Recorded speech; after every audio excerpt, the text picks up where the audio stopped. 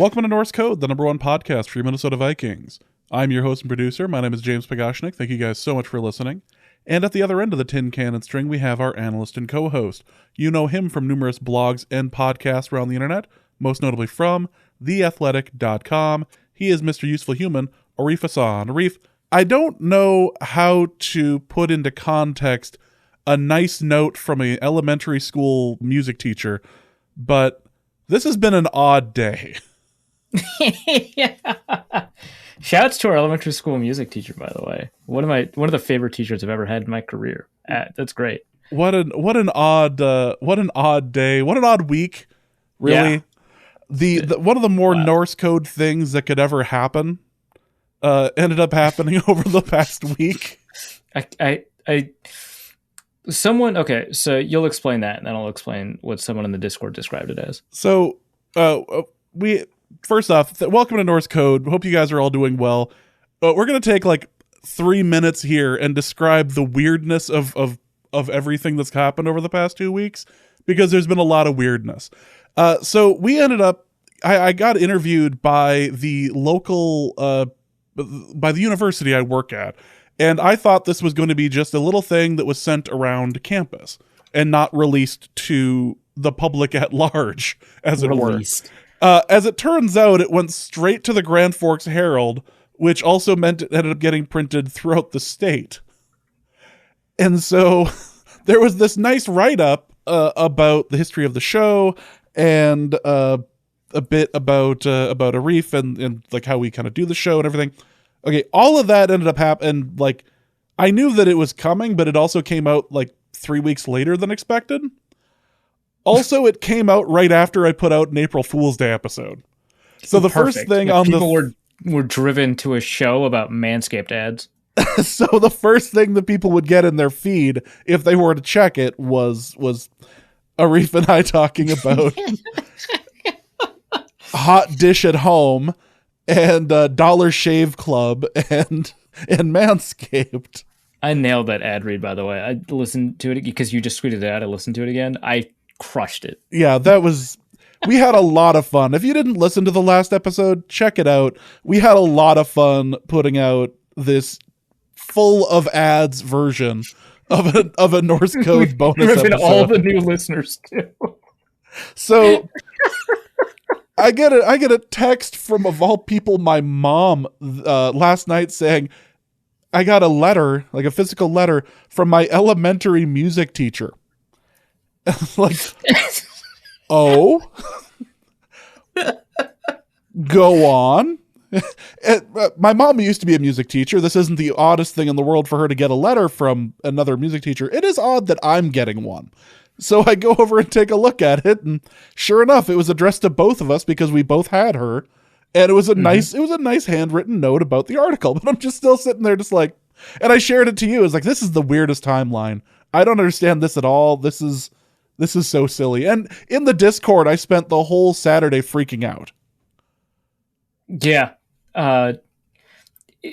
maybe the third weirdest thing to happen this week. By the way, yeah. Right up there with, in the same article, or in the same newspaper, in the same edition of the Grand Forks Herald, there was a death notice for Dusty that was put in there. And Dusty woke up on April 1st to a whole mess of concerned people asking if he was okay. And if you read the obituary for 30 seconds, it's pretty obvious it's fake. But, you know, you check, right? The fact that it was featured in the same, the fact it ended up in the same thing, and I say someone did it. It was in fact Damian Barrett who did it. We've established that. But Dusty had no idea until I copy and pasted. No, until I took a picture of it. I took a picture of it and put it in the Discord, and Dusty went, I didn't understand what was going on. So no one told Dusty, hey, I saw your op-ed. He just got a bunch of texts like, are you okay? I saw his Facebook post that said something along the lines of, the rumors of my demise are exaggerated, and I thought, okay, that's... Oh, okay, so yeah, reasonable for you to have seen that and assumed, yeah, okay, so he must have heard in some way about the obituary. Yeah, and then I saw that and just went, oh my god, really? That's... That's ridiculous. So yeah, he later texted me. He was like, "This is the greatest moment of my life." It was like, and I told him if I was going to put money down on whether or not he was going to read his obituary before he died, then yes, that I would have taken the over on that. I definitely would have said yes. That's something that was going to happen to you, dude. But he's like, this is so funny. Yeah. Between that and the Case Cookus retweeting that happened of the Draw Play comic, I don't. Yeah, the Draw Play comic. Oh my god. And he was like, yeah, my fiance is also confused that my name just trends on Twitter sometimes. Just, hey, I shot my shot. I put it out there. Come on our show. We can talk about the origin of this and everything, but have not heard back from Mr. Cookus or his people. But yeah, and multiple people in his replies were like, hey, head over to Norse Code, including Norse Code. Yes, this has just been a very odd week, and I just want to thank everyone who said a nice word over the past couple of weeks, or subscribe to Patreon, or send a message.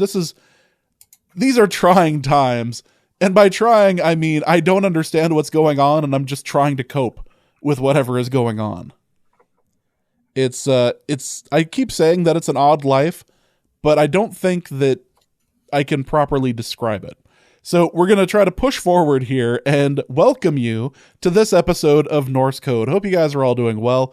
It is, again, the off season. We have some draft stuff to talk about. Arif is currently putting together the big board. He's putting together the consensus board, and just got a wonderful bit of ridiculousness to add on to it, which I can't imagine how this is going to, sway things. I wish I could tell you who did this, but this is a very proprietary board, so I'm not allowed to say who it is. But people that are regularly outside of the top 100 are number 3 and 4 on this board. By the way, this is a person I respect immensely, so it's very funny to me. Austin Allen, tight end from Nebraska, is number 4, and a guy named Bill Dunkel, who's a guard for San Diego State, is number 3. You can't convince me that's not the name of a guy who played in 1972 for San Diego. Oh, that is 100% a 1978 football name. Like William Dunkel. He was a backup. He was a backup guard. He was a backup guard. He played around. He played for the Steelers for a little bit. Ended up doing a cup of coffee for the Vikings, and ended up in San Diego for a bit. Yeah, ended up having to play half of a playoff game. Almost had to snap the ball, but luckily the center found his pinky, so they were good. That kind of stuff. Yep, old time gridiron stuff. So, thanks, Bill Dunkel. You will be remembered at number 3 on this board. You may not have your number retired on the stadium, but your number is retired in our hearts. Oh, also, I was going to say this. One thing that Zen Cupid in our Discord pointed out, which, by the way, if you want to join our Discord, sign up for Patreon. We'll talk about that in a second. But Zen Cupid pointed out, hey, so has Arif not had a bit reach the person it's about at this point? Which I had not ever thought of, ever, right? Like, it's just like, these are bits, and sometimes they reach the players. And then he listed off all of the bits, like the Greenway one, which, of course, we know that wouldn't reach Greenway because he's been fighting me about it. Rudy, who has been mad at other people about it, mad at other people about my take on Twitter and blocked them, including Ted Glover. Carson Wentz, who I can't confirm, like, in public versus, like, there's no record, I should say, public record of Wentz knowing about it, but privately I've been told, like, he's like, what the hell? Why does this guy hate me? There is no North Dakota solidarity. Yeah, I should not laugh at like this person's utter confusion about why some random person hates him, but it's so funny. Trubisky, which of course we know, the bit got to him, right? Because the phrasing is the bit reaches the person, and the bit about throwing left, absolutely, because it got talked on Fox Sports 1. Trubisky mentioned it briefly in his final year in Chicago that he needs to start throwing better to his left. Grantland or whatever it was that right. Ringer, Grantland did a whole story. Yeah, the Ringer. Yeah, the Ringer did a whole story about it where I think they correctly identified that the first person to figure out this problem was actually Derek Clausen over at Football Outsiders. And then I popularized it, and I probably stole it from Derek, but I don't remember that. So I'm just going to take credit for inventing it separately, like Leibniz did. Exactly. That's how that works. Yeah. So in this case, actually, this would make me the Isaac Newton in this case, wouldn't it? The undiscovered Leibniz was Derek Clausen. Fair enough. Ben DiNucci, that one's a little bit inorganic because I assume Damian Barrett, but I actually don't know who. I believe that was Damian Barrett who got the cameo there. But that one was intentionally reaching out. But still, I get it. And then Case Cookus, which now it just has to do with the fact that his name just trends every so often. That's with no guys. Just the tweet is just his name. Yep. Just nothing else. Sometimes all you need is a little Case Cookus. Well, we have some draft stuff to talk about. We've got a mailbag to go over. We have a little bit of fun at the expense of Dan Snyder planned as well for near the end of the mailbag. So stick around. We got plenty to talk about. But before we start, again, we want to thank you guys for all listening. If you enjoy the show and would like to help keep the show ad-free, to help sponsor some of the odder things that we seem to be up to lately, you can go over to patreon.com/NorseCode and donate there. For $3.50 a month, you can get access to the Discord. You can get access to bonus material that we put out every month during the off season. You guys get something. You will get something here this month in just a little bit. And during the regular season, you get usually about twice a month for bonus stuff, along with Zoom watch-alongs and all that. So check it out again, patreon.com/NorseCode. Last episode was the Patreon, was more of like a Patreon preview. So there was that sort of material in there, along with all of those fantastic ad reads. So I want to take a special thank you for those that have signed up over the past 2 weeks. So let me just go through here real quick. Bizamos, thank you so much. I have no idea if that's how you pronounce it. I have no idea if you actually listen to the show, but Bizamos, thank you. Alex Paulson, thank you so much. Colton Bingham, again, thank you. Ben Markinov. Yes, I did have the N in there. Ben Markinov, thank you so much. Corey Schultz, again, thank you. Lee Siegert, thank you. Mark Ackerman, thank you. And finally, Kevin Okura, thank you. Again, if I mispronounced any of these, apologies. I got no pronunciation notes from anybody. So, but again, tweet at NorseCode DN if the pronunciation was offensive in any way. Yeah, I have gone and fixed them after the fact in a future episode. Not on the one that was released. No, I'm not crazy, but no. If you do have anything to say there, I will do my best on that. However, again, thank you guys so much. Really do appreciate it. And actually, I was going to mention this to you earlier, and I just slipped my mind. Oh God. We are 2 away from 200 people signing up for us on Patreon. And if you are the 200th person to sign up for us, I'll send you a free shirt. It may not be, it could be the Arethe one. It could be the regular Norse Code one. But if you are the 200th person to sign up for our Patreon, I will send you a free shirt. So check us out. Again, Norse Code is over at patreon.com/NorseCode. Also, you can go to paypal.me/NorseCode as well, or you can be like a couple of people this last week and go to norsecode.threadless.com. There was a request for an Arethe body pillow, which unfortunately we cannot do. Okay, the word unfortunate is inaccurate here. Thankfully, James does not have the power to enable the body pillow. Otherwise, I absolutely would. There's no doubt I would. Unfortunately, there are 5 throw pillow options that are now available to you, as well as a shower curtain. I did not want any of this, but someone asked me if it was possible. I was like, James, this is a very funny request. Thankfully, it's not possible. Haha. And James was like, well, funny you should mention that. Be like, well, let's take a look at what's available over on Threadless. I was like, what? No way. And yeah, but when you enable that, I guess you also enable the shower curtain option. Or James saw the shower curtain option available in the home section. And okay, great. I saw the shower curtain option for the image, and I saw a license to print money. So All right. But with the somebody bought something pretty recently, and like the margin, our profit margin on it was like not bad for the first time ever. It was like $7.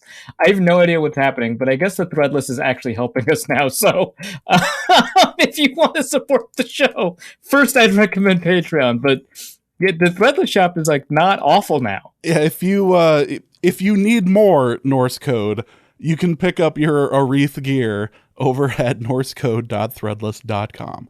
All right, we're done shilling. We're done talking about the random stuff. Let's get into some draft stuff, because it is draft season. We're a couple of weeks away from the draft, and there seems to be a discussion going on right now between Trent McDuffie and Tyler Lindbaum. And I want to get your point of view on this, because there has been a discussion. It's been on a couple of shows. Do the Vikings pick up McDuffie? Is it Linderbaum? What do you think? Yeah, so this discussion really only occurs in a universe, I guess, where Derek Stingley is not available. And in both of the situations here, so I picked Trent McDuffie in my Athletic mock draft piece, which we'll link in the show notes. And then in a beat writer mock draft that I did for PFF, one of PFF's draft podcasts, Stock Report with Trevor Sikkema and Connor Rogers, I picked Tyler Linderbaum. And in both of those situations, Derek Stingley was gone. And so I had to make a decision here about what to do. And in the Athletic one, I picked Trent McDuffie. And in this one, I picked Tyler Linderbaum. And I think it's an interesting discussion here, because you end up having some sort of positional value versus depth discussion on two players that are generally considered reaches. Now, they're not always considered reaches. Like Linderbaum, I think, is ranked anywhere between 8th and 12th by Trevor. Once I get his big board, hint, hint. I'll know for sure, but I know Linderbaum is actually ranked quite high for him. And so he loved the pick. You can listen to it on the podcast. And if you take a look at McDuffie, who is ranked about 18th, I've actually seen him ranked lower, around 24th, but now that I'm doing the consensus board, he's ranked about 18th by consensus. And of course, as with a lot of players, by consensus doesn't mean that's where he's ranked by everybody. PFF has him ranked 8th, and Dane Brugler has him as the second corner, with Derek Stingley actually as his third corner. And so this is not universal. There's a board that I have where he's ranked 6th, not the weird board that I just mentioned on air. Brugler and Ourlads both have him ranked 12th, so this would be pick for value, basically. And so these are like not set in stone, but obviously, people were pretty upset with that pick.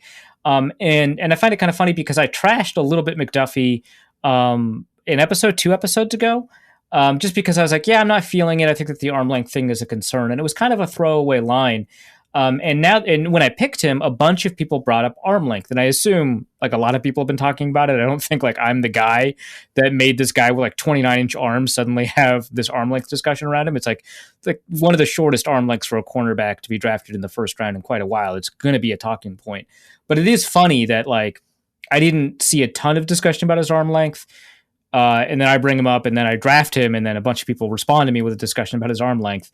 And I have a bunch of testing data available to me, and I've done a bunch of measurable testing to see kind of what relationship arm length has to play. And these are very loose. So in terms of the way that I see the importance of measurables in testing, and that includes the workout data as well as the physical data, things like wingspan, arm length, height, etc.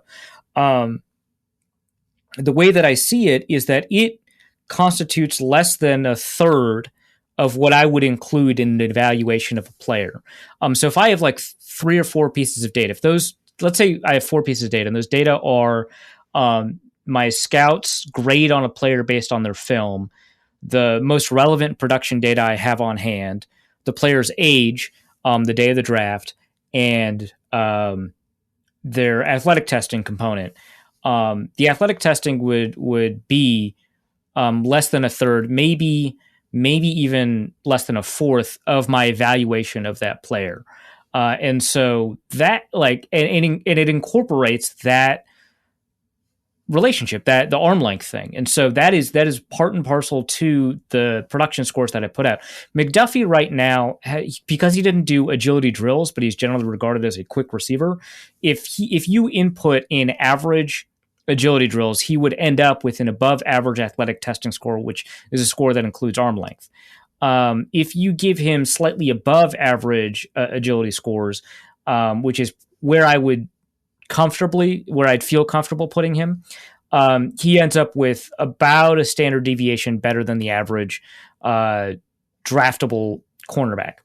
And that's pretty good. A lot of first rounders end up there. And so I would not essentially adjust his grade based off of those measurables. But the interesting thing that comes up is I have found that there is a very strong relationship within this athletic testing between arm length and eventual NFL performance, but the relationship is really only threshold oriented, which is that if you have 32-inch or longer arms, you get a boost in your score. It's a pretty significant boost. Now the boost is not long enough or not big enough that you only get really high scores from people with long arms. In fact, there are some people who have like 2 standard deviations above the NFL average cornerback, or the NFL draftable cornerback, I should say, and who have less than 32-inch arms. So it is possible to have a really high score without that. But for example, Stingley doesn't have 32-inch arms. It's like 31 and a half or something like that. But it's not linear. There's no penalty for having particularly short arms, I found in my testing data.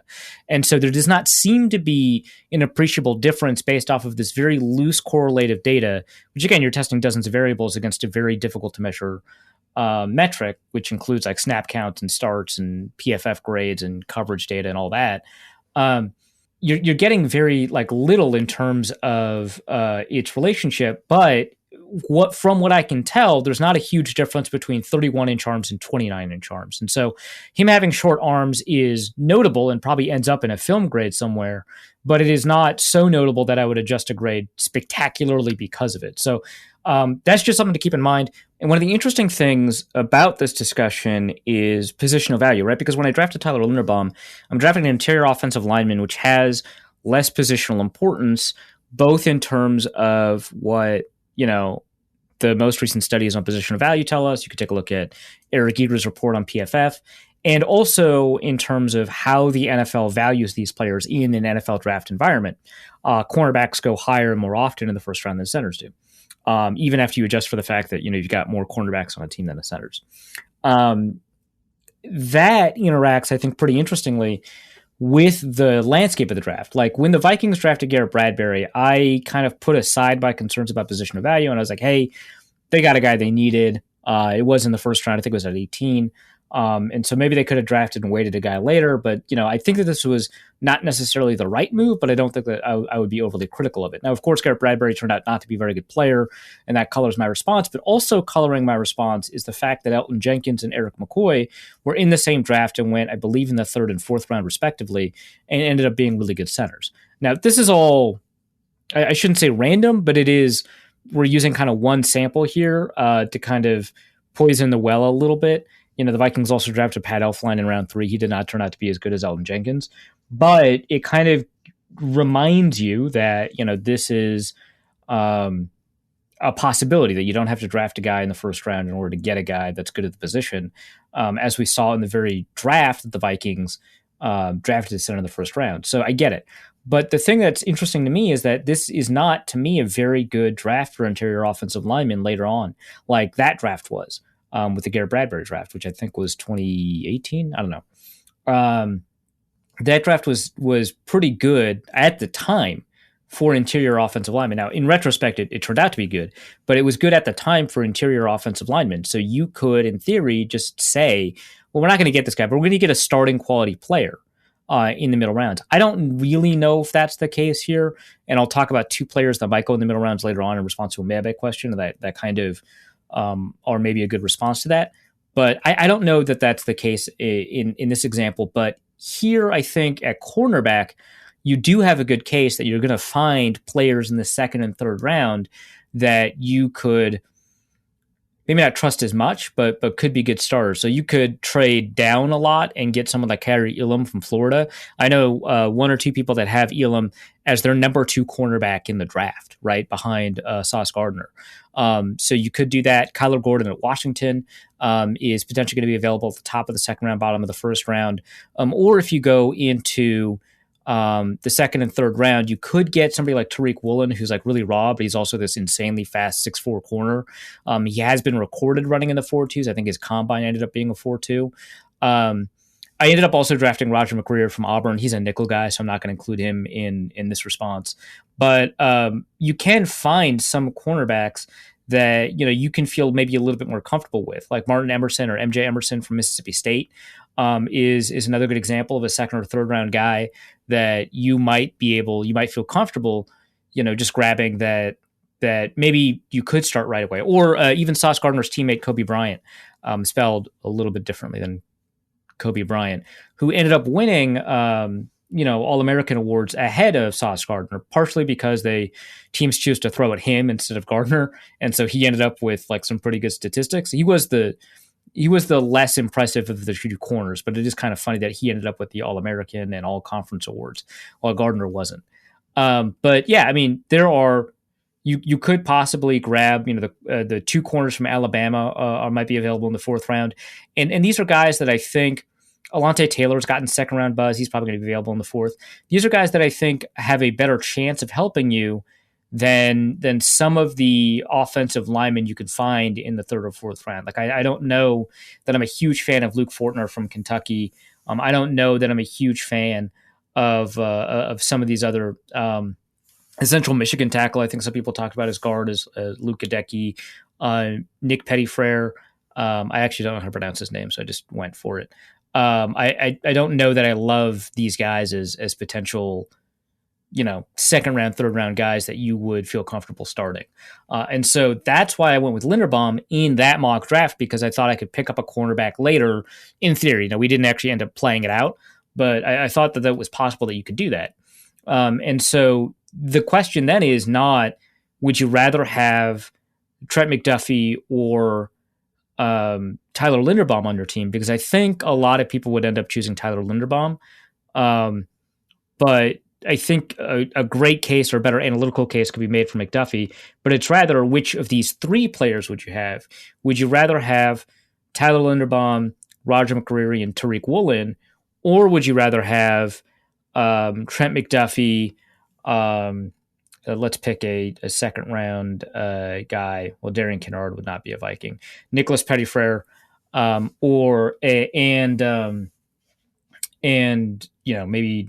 maybe Josh Jobe or MJ Emerson in the 3rd round. And I think that you might pick that first group because I feel like you might be a little bit more comfortable with that set of players. So that I think is kind of an interesting discussion because you're not just having a discussion about the pure value of a first round pick. You are also having a discussion about the draft depth and which like group of 3 players you might rather have, and that might change your approach. So that's something to kind of keep in mind. I think push comes to shove, I'd still rather take the corner. I'd rather fall back on some of these first principles, but I think it is at least an interesting discussion worth having. Yeah, and also obviously Vikings fans are like, snake bitten by first round picks at both of these positions pretty recently. So like, because you've got both Mike Hughes and Jeff Gladney at cornerback. You've got Garrett Bradbury at center. And so it just feels like you're just not going to get this resolved. But like the reason that they're picks is because the previous ones didn't work out. So that's something to keep in mind. There is something to say about, I've seen a couple of mock drafts where the Vikings take a receiver. And honestly, like I think that that's not the greatest move in the world, but I just kind of respect the idea that somebody would in their mock draft do that, just because it's like something interesting to think about. People have picked Garrett Wilson in the first round for the Vikings, Drake London in the first round for the Vikings. I saw 1 or 2 mock drafts with Jameson Williams in the first round for the Vikings. And the consensus board as currently constructed, they're 12, 13, and 14. My consensus board is about 1/3 complete. So, these rankings will change radically as I enter in the next like 50 boards and then also update the boards that I've currently added to be more recent or reflecting the most recent opinions of these guys. So that can change, but currently those receivers rank 12, 13, and 14 on the overall board. I've seen that. And I kind of get the logic of that, right? Because you take a look at that Rams offense that won the Super Bowl and you see 3 receivers on the field, and the Vikings might have that. You might say, hey, with an offensive-minded coach, KJ Osborne could really break out as a third receiver. And I like that idea, but I love the idea of having Jameson Williams there instead, right? Like, who wouldn't love that more? And so you've got Adam Thielen, Jameson Williams, and Justin Jefferson, and now you've also got a plan in place for dealing with the fact that Thielen is like 30 or 31, right? And you can move on from him, and he just seems to be a little bit less effective over the past 2 years versus, the first couple of years, right? And so you've got a plan in place to have somebody take over without having to lose depth. Offense is really important. Wide receiver might be the second most important position in football. There's a really good case for that.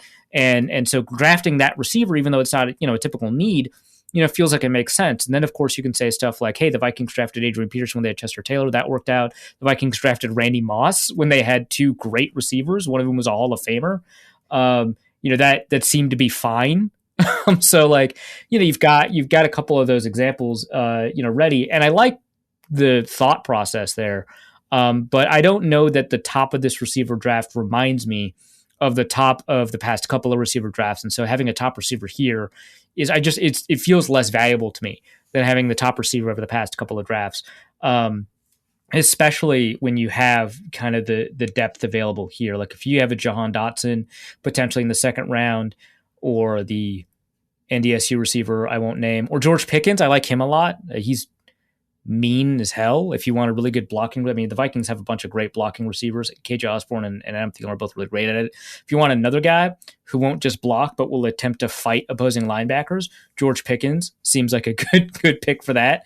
Or you could get John Mechie from Alabama, who's the other Alabama receiver that no one's really talking about. You get that in the second round, and I like that approach. I don't know that I would get this guy in the first round, but there's enough depth here that I would really like the Vikings to grab a guy in the second or third round that I think is worth kind of that discussion. And then finally, I've seen people talk about Jordan Davis a little bit. I haven't seen a ton of mocks where it happens, but I have seen some discussion about it.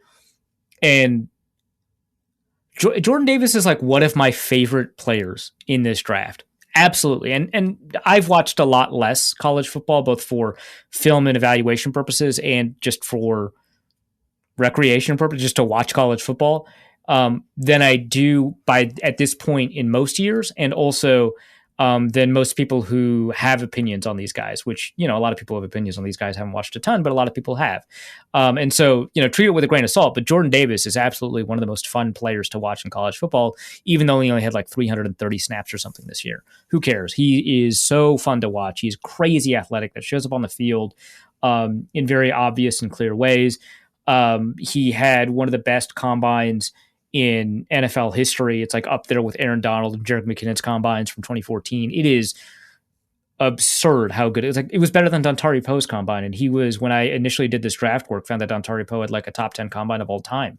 It's up there with like Calvin Johnson and Vernon Davis's combine, JJ Watt's combine. Like, it was just phenomenal stuff.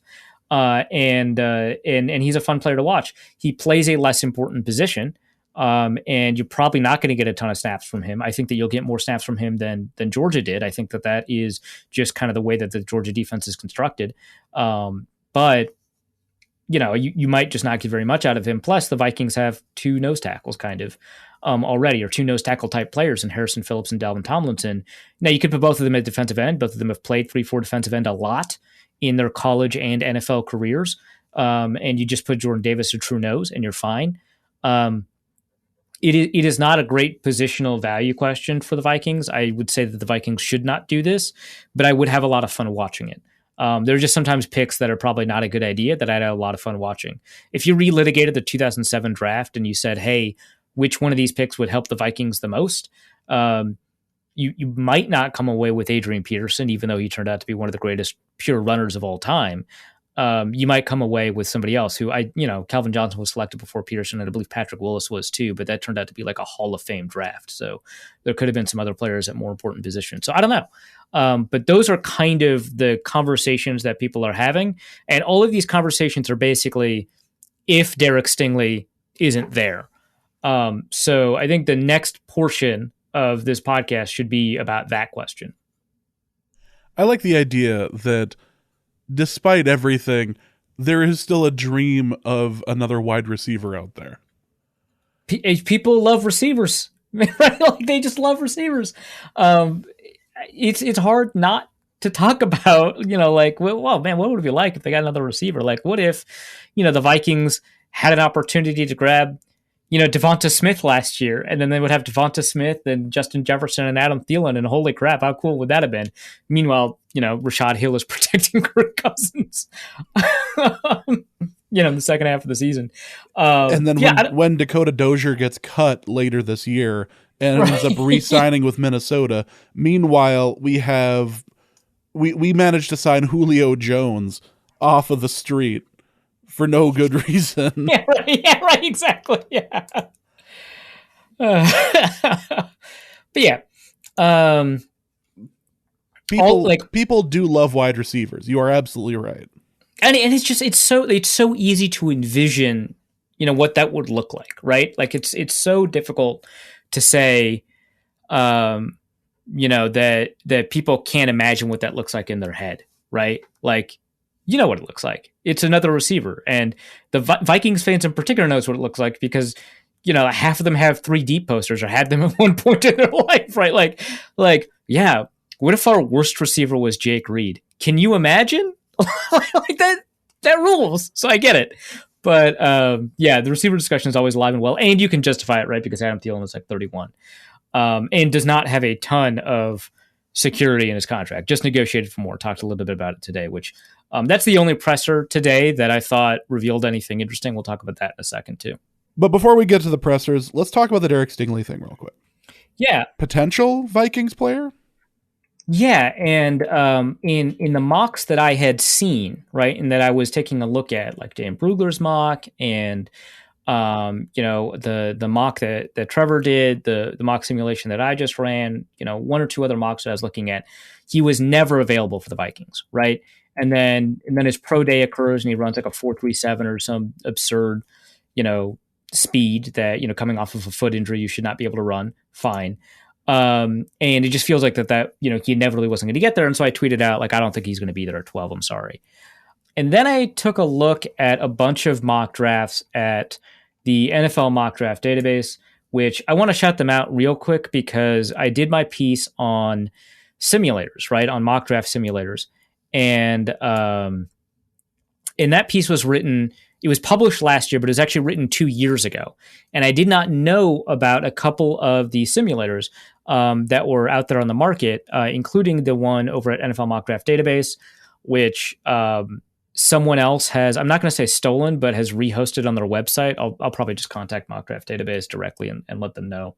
But it looks like it's being hosted internally inside of Frame. It's like a very 2004 GeoCities approach to stealing web content.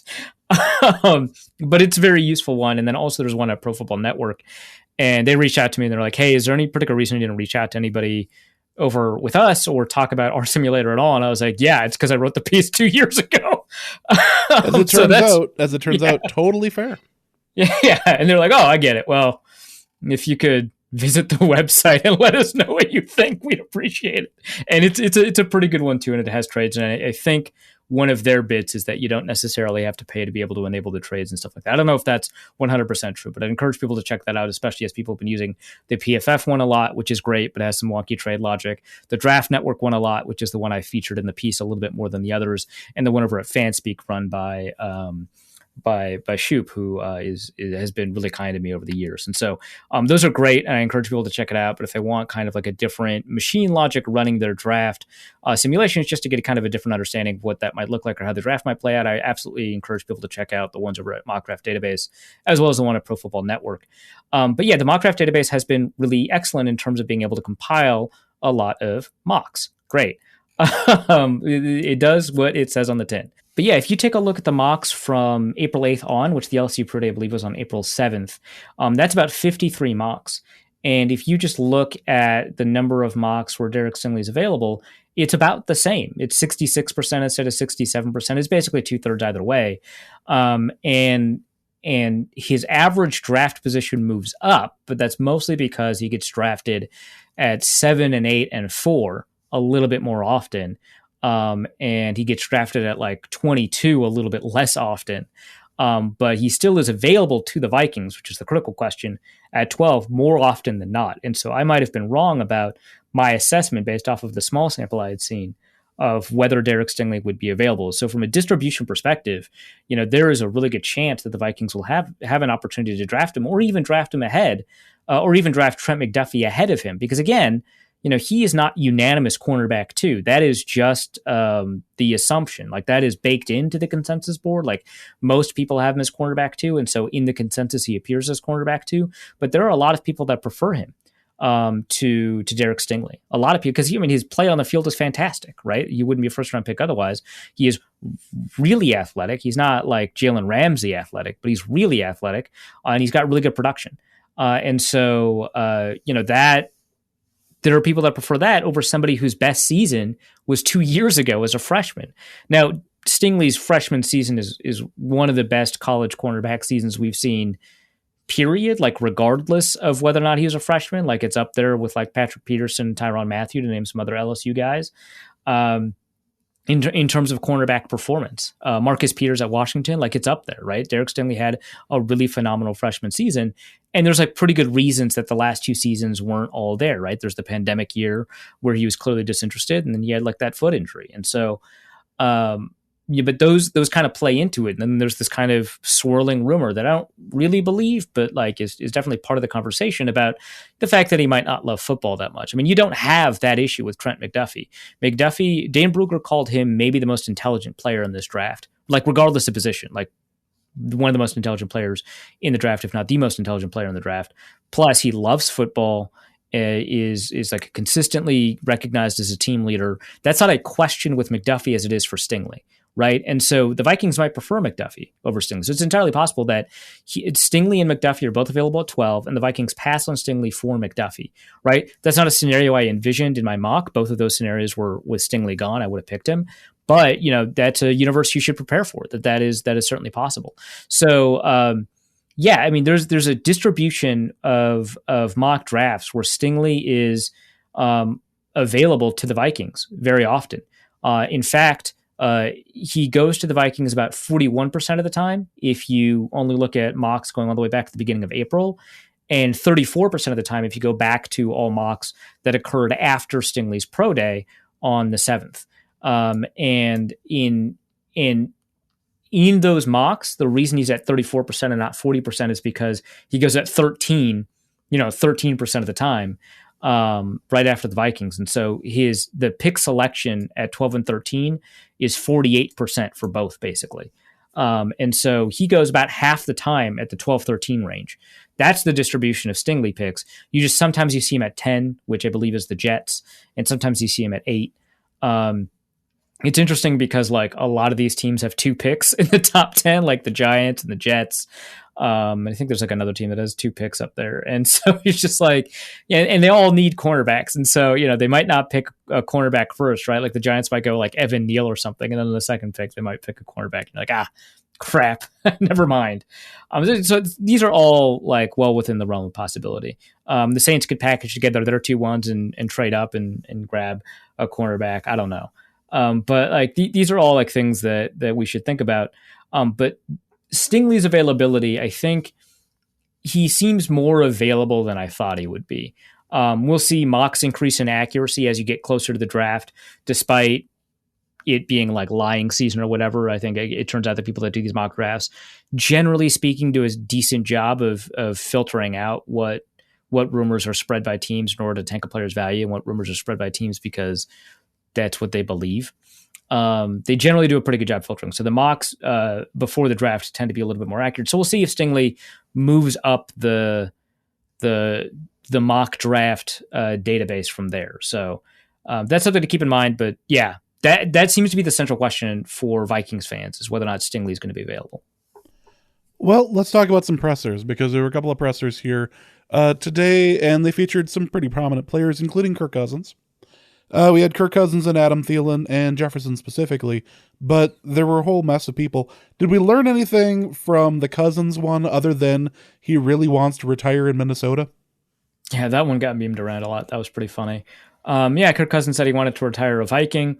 I think my favorite tweet about that actually came from Dane over at the Pioneer Press, Dane Mitsutani, who said Kirk Cousins signs a 1-year contract, says, I want to retire a Viking.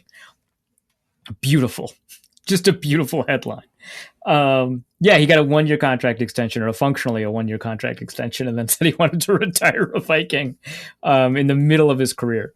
So yeah, there wasn't a ton available in most of these pressers. I thought Jefferson was fun to talk to. I don't know that we got anything insightful out of it. He's approaching the offseason the same way he approached the last offseason. He's excited to compete, all that. One thing though, this is a bit of, I don't know if I'd call it inside baseball, but it's a bit of looking at these availabilities from the eyes of a journalist. One thing I really appreciated from the Justin Jefferson presser was that there was, I don't know if you could hear it in the Vikings broadcast or whatever, but there were some like loud noises behind us in the same room. And I think it was like the camera people talking to each other or something. I don't know. It was very annoying, but there were some loud noises behind us, and Jefferson raised the volume of his voice to overcome that, which you just don't see from athletes. Like I promise you, this doesn't usually happen. Like the attitude they have is, I'm here so I don't get fined. I want to get this done with. And if they can't hear me, that's not on me. I don't care. And Jefferson was like, oh, the reporters want to hear the answer to my questions. I'm just going to raise the level of my voice to meet. So like, yeah, maybe it's because he's young, but whatever. I appreciate it. Thank you. There's a bunch of players that wouldn't do that. So I just wanted to point that out. But yeah, we had Patrick Peterson and Harrison Smith and Brian O'Neill. We had Dalvin Cook, which Dalvin Cook talked a little bit about switching to number 4, which I thought that was really poignant. He talked about his older brother wearing number 4. He talked about his whole family, like his younger brother, James Cook, who, is in the draft right now, won a national championship with Georgia, wore number 4 with Georgia. But he talked about all of the people in his family that wore this number. And I think his older brother is DeAndre Burnett. He pursued basketball, but he was a quarterback. But he talked about all the people in his family that started wearing the number 4 because he decided to wear number 4 because his brother decided to wear number 4. And so, it was like really cool. And he talked about kind of that relationship and the fact that everyone in the building calls him 4, right? Even though that's not actually his number. So now it is. So that was kind of cool. We got a discussion about that. But then also we got Adam Thielen, who for the most part has done a really good job of finding ways not to say anything to the media. But there was a really interesting nugget in the middle of that presser where he mentioned that the offense is a little bit more, loose, and it's not as timing oriented as the previous offense. And by that, it sounds like he means that the players are a little bit more empowered to seek space if they find it against certain coverages. And I've talked on the podcast in the past about these really regimented offenses that still have an answer to everything. The Patriots offense was famous for this for a long time, where they would build in these really complicated option routes where, sometimes you'd have option routes where if the slot receiver sees man coverage, they'll run a drag route. And if they see zone coverage, they'll run an out route and take advantage of the space available by these two different types of coverages. But the Patriots offense had answers basically to everything, where if they saw press man, they'd run route, press zone, they'd run another route, off man, one route, off zone, another route. If the safety is leveraged this way, they'll run a different route. And so they might have like 8 or 9 routes available to the receiver on every play, plus 3 receivers or 4 receivers on the field with all of these different options. And, Tom Brady is going to be able to keep track of that. But the players also have to keep track of that too, which is one reason it was difficult for the Patriots to be able to find receivers that were able to do that. One reason that Randy Moss was so successful in the system is because he was smart enough to do that. But there's some most offenses in the NFL are somewhere in between that, where they very likely have 1 or 2 option routes built in everywhere.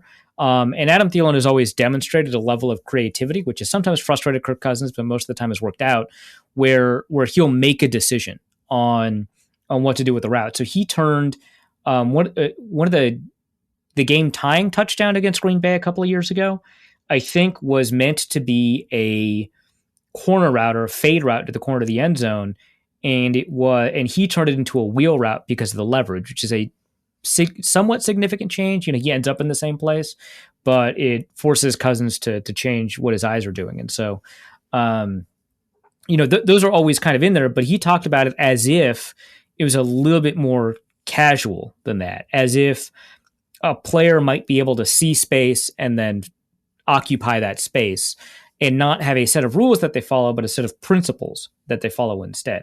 And this is me extrapolating from like a couple of sentences that Adam Thielen said, but this was kind of the feeling I got when he talked about it. And I'm kind of curious about a slightly more playground style of play for a quarterback not really known for it. And so I don't know if Cousins will adapt well to this or was just playing within the particulars of a very specific and demanding system that required that. So I'm kind of curious about how that works out. And if that is the nature of the offense. Thielen has only been studying the offense, according to him, for 2 days. I assume for actually longer, but CBA rules and all that.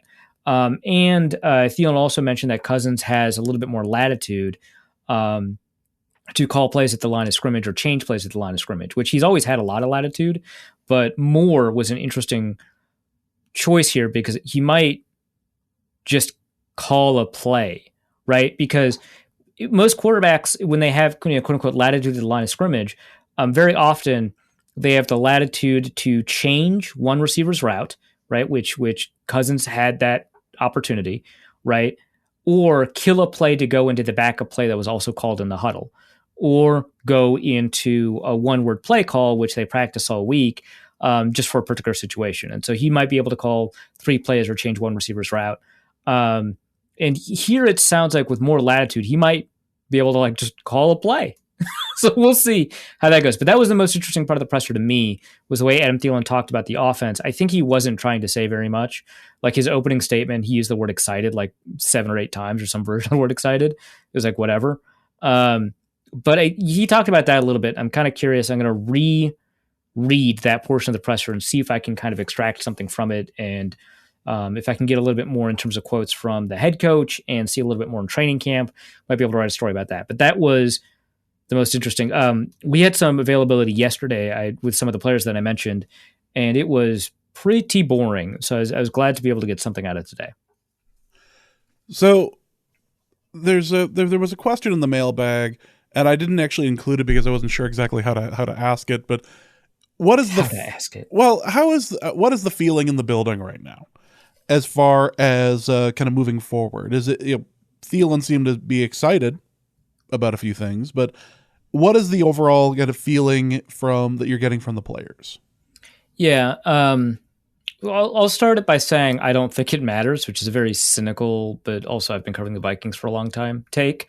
I just, most places will have a sense of energy and excitement and buzz when a new coach comes in. That's just how it is. That's how it was with Zimmer, right? Like when Zimmer was new, everyone was really excited. So I'll say that, first of all. It's just like, I'm going to be cynical for a second. Second, I will say, I genuinely think that there is a sense, it's refreshing. I think a lot of players are kind of feel more empowered, that they've got a bigger say in what the team culture is supposed to look like. They've got a bigger say in how the team operates. There's a lot more back and forth. They feel rejuvenated by the change. It seems like a pallor has been lifted from the atmosphere in the building, and they just kind of are looking at things with fresh eyes. There's a lot of energy and buzz in the building, and I can say that genuinely, right? Because it's not just what the players are saying in the pressers. It's what you're getting off the record from players. It's what you're getting off the record from people who interact with the players a lot. It's what you're getting off the record from people who walk through the building that don't interact with the players a lot. I've talked to a lot of people about, quote unquote, the feeling in the building. And one, I don't think it matters that much. But two, to the extent that it might matter, yeah, it is genuine, that there's absolutely this sense of having a weight lifted off your shoulders, that they're about to build something exciting, that they're about to build something new. There's a lot of belief in the coaching staff and the front office in the building from people who, had a say and did not have a say in who is going to be hired, who are directly impacted by the decisions that the coaching staff or the general or the front office might make. They're all very excited. There does not seem to be very many people that think the team is moving in the wrong. If there are any people, I haven't talked to any. If there are any people at all that think the team is moving in the wrong direction, everybody seems to think that the team is moving in the right direction with the leadership. That doesn't mean everyone agrees with the idea that they should go all in this year and not blow it up. I think that there might be some disagreement in the building about that. But in terms of the confidence that they have in the coaching staff and in the front office, yeah, that's through the roof right now. So that is, I can just say that. That's not like me speculating. That is, I've talked to a lot of people on the record and off the record about that. And that is the genuine feeling. Well, let's go to the mailbag. And our first question's from Logan, who asks, what is the Patreon level so that you only do Manscaped ads on the show? That's how much would we have to make on Patreon for us to just only do that? Much more than we're currently getting. Oh yeah, absolutely.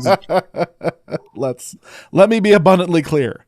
No. Yeah, I wasn't. We're not within. This is not like a stretch goal of our current Patreon amount. Most people have stretch goals of like, oh, we'll be able to do this. No, our stretch goal is we'll be able to do ads. Yeah, right. Yeah, exactly. So this would be like along the lines of if we triple our Patreon income. God, yeah, that. So no, that's not a thing. We may make this a yearly thing considering how much people enjoyed it. Although yeah. I want to point out, I did not write the very end of Arif's Manscaped ad. That was on him. I had nothing to do with that. A very Billy Crystal, I ad-libbed it. That was off-putting. Let's go to Raul, who asks, what kind of traits are we looking for in that third defensive lineman role joining Tomlinson and Phillips?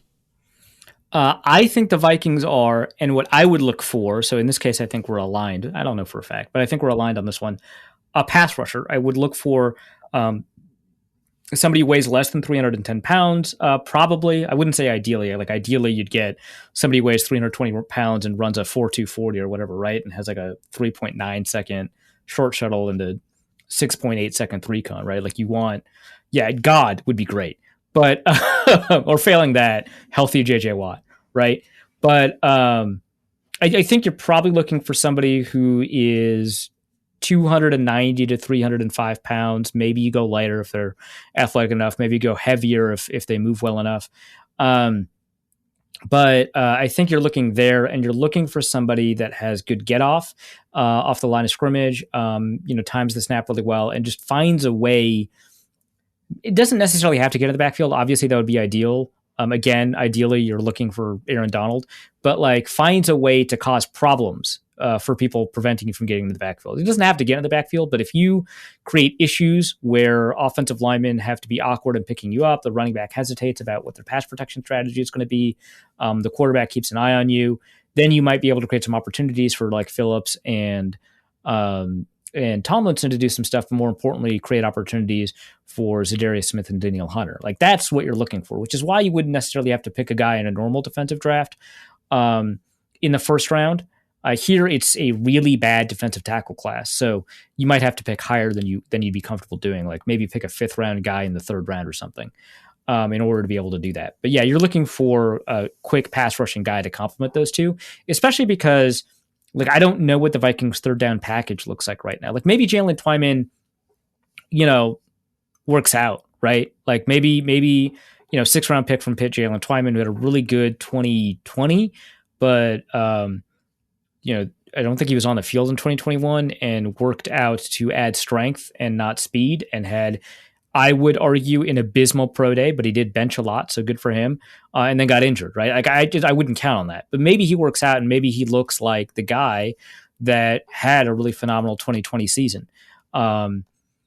That's possible. Maybe they move a guy inside like Patrick Jones or Janarius Robinson, and they're the defensive end in the 3-4 look or whatever.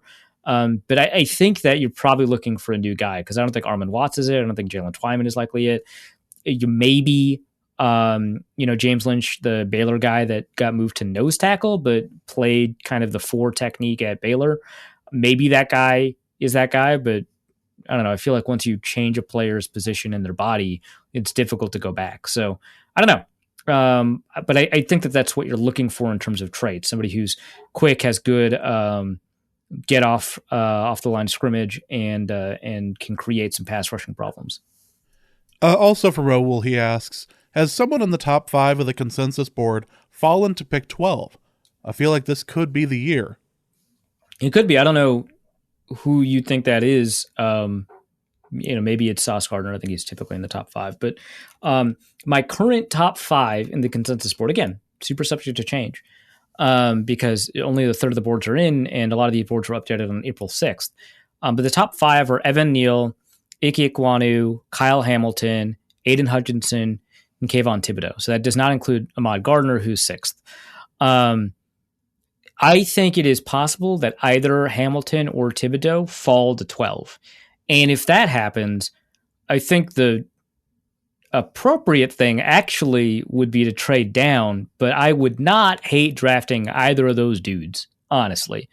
I don't love Thibodeau's commitment to cryptocurrency, but I also kind of don't care. He can rush the passer, and that would rule. Kyle Hamilton is along with Jordan Davis, one of the most fun players to watch in the draft. There's a weird thing about his 40. So like his thing is he's known for his range, right? Like he has the best range that you see from a college athlete, right? Like remind you when you're watching him at Notre Dame of like the stuff that, God, who's the Seahawks safety? Earl Thomas. Yeah, the stuff that Earl Thomas was able to do. That was a really bad brain fart. The stuff that Earl Thomas was able to do, right? And then he runs a 4.59 40 or something like that.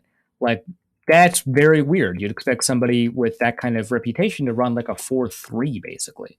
And his 10-yard split wasn't great. So, there wasn't, and then his pro day didn't improve things for him. But he also jumped 10-11 in the broad jump, had a 38-inch vertical, had a 6.90 second 3 cone, all stuff that indicates that he's a super athlete. That would imply a 40-yard dash time faster than that. Now, my model says he is only an above-average athlete because for a safety in terms of what works and what doesn't work for safeties. But he is a significantly above-average athlete in generalized athleticism scores. So I'm kind of curious. Part of it, he weighed 220 at the combine, and I bet he could get to 4.4 speed if he weighs 200, which is a fairly common weight for safeties. So I don't know. I don't know what happens here, but he's fun to watch. I do think that his athleticism shows up on the field. But this kind of question about who he is or what he is might drop him. Kayvon Thibodeau, same questions as Derek Stingley in terms of like, is he motivated to play football? I think those questions are actually even less relevant for Thibodeau than they are for Stingley, because Stingley did like check out for a little bit. I don't know that that's true for Thibodeau, really. He just hasn't had the same production that people have expected from him, and I think that's a different question. But yeah, those are the two, but I think most people are interested in this idea of Ahmad Gardner falling, which is entirely possible as well. Now, to answer the question directly, has it ever happened? Well, first of all, before I published a consensus mock or a consensus board, I did a version of it back in 2014 that I did not publish. And in that version, Sharif Floyd, or not, was it 2014? No, it was, this is way back before then. So it was 2013. Yeah, that was the Sharif Floyd year. So I did some version of that in 2013 where Sharif Floyd was ranked third overall. It's like the same draft as I think Star Lotulelei, right? And he falls all the way to one of the 3 Vikings picks. Well, at the time it was 2. The Vikings traded up to get 3. But one of the 2 Vikings picks in the first round, it was like the Vikings, the Colts, and the Vikings again, right? And I think in that one, the Vikings had originally planned to draft either Desmond Trufant or Xavier Rhodes. Desmond Trufant goes to the Falcons. And I think that they were planning to draft Xavier Rhodes, but then Sharif Floyd is there. And they're like, yeah, who cares? Let's get him. Kevin Williams is not going to be here forever. Let's get Sharif Floyd. He's one of the top 5 players on our board. Period, regardless of position. So they drafted him. So that works out. Laramie Tunsil was like the 2nd or 3rd player in the draft. He falls all the way to the Dolphins. If you said that doesn't count, I believe you. I agree. But technically that answers the question. It technically answers the question. It also involves a gigantic bong mask. So and video. Yeah, the video of okay, so I get it, but I wanted to on the record say, yeah, that did happen with Laramie Tunsil. Probably can't count. Like maybe you could get Justin Jefferson to release a Derek Stingley video, but I think that the odds of that are low. But through Ben DiNucci, all things are possible, right? And then in 2017, I think is when this draft was, Jonathan Allen and Malik Hooker, I believe, were both top 5 guys that fell past 12. Which, Hooker turned out to be great. Jonathan Allen turned out to be very good. So I don't know if they lived up to top 5 billing, but they were both quite good. And then I think the draft after that, Brian Burns was ranked 6th and fell past number 12. And looking that up, I just wanted to throw that in there.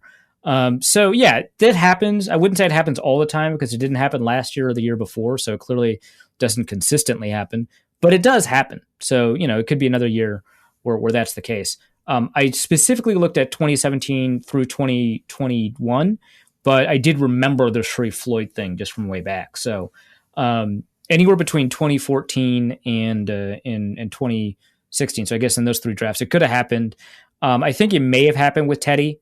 But I don't know if by in the final analysis he was a top 5 player, but certainly at some point in the draft season he was a top 5 player. I don't think by the time he ended up actually on draft day, I don't think he ended up being a top 5 player, but it could have been, right? So all of that's possible. I think maybe Lamar is another example of one, but no, he couldn't have been because he would have shown up in the 2018 data and he didn't. So, but Lamar is kind of close to one of those. So yeah, it happens.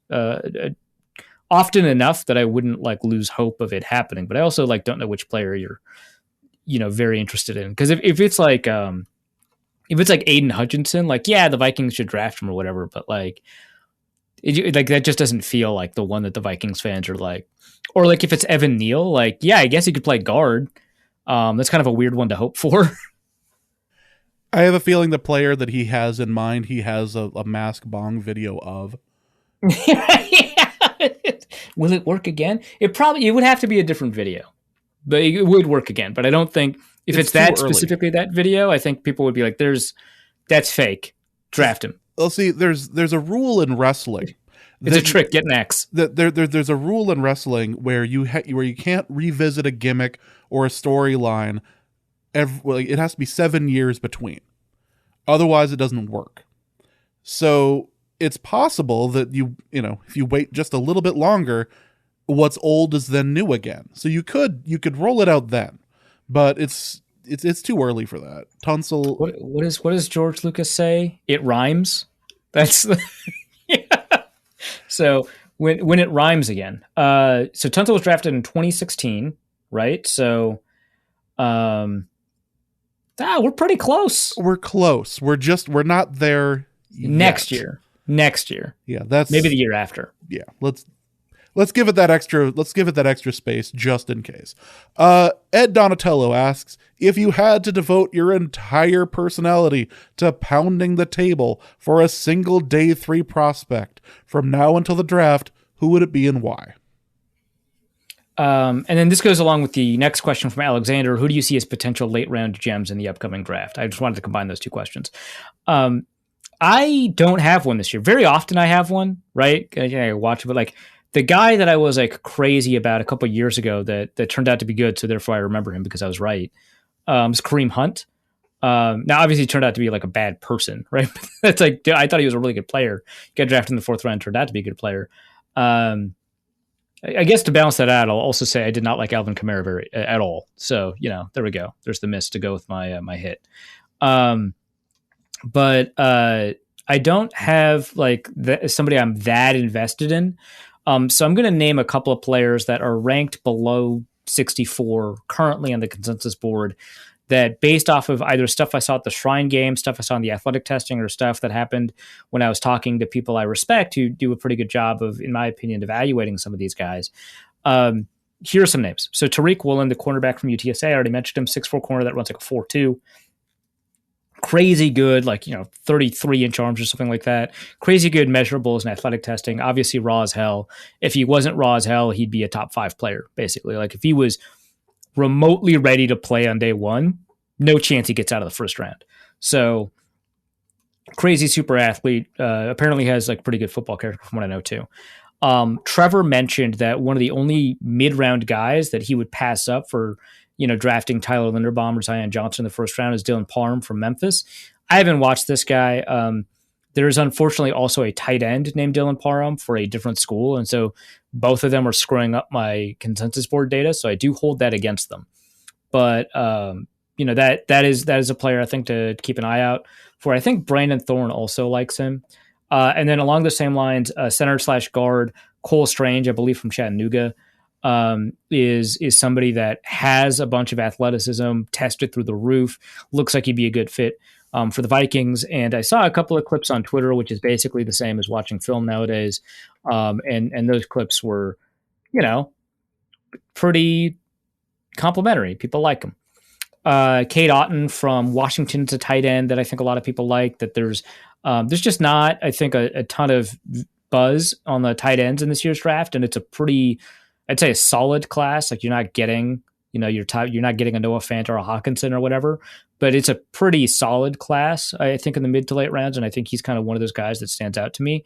And then later on, guys that I'm surprised are ranked where they are, that I do like a lot, that I might be overly excited about.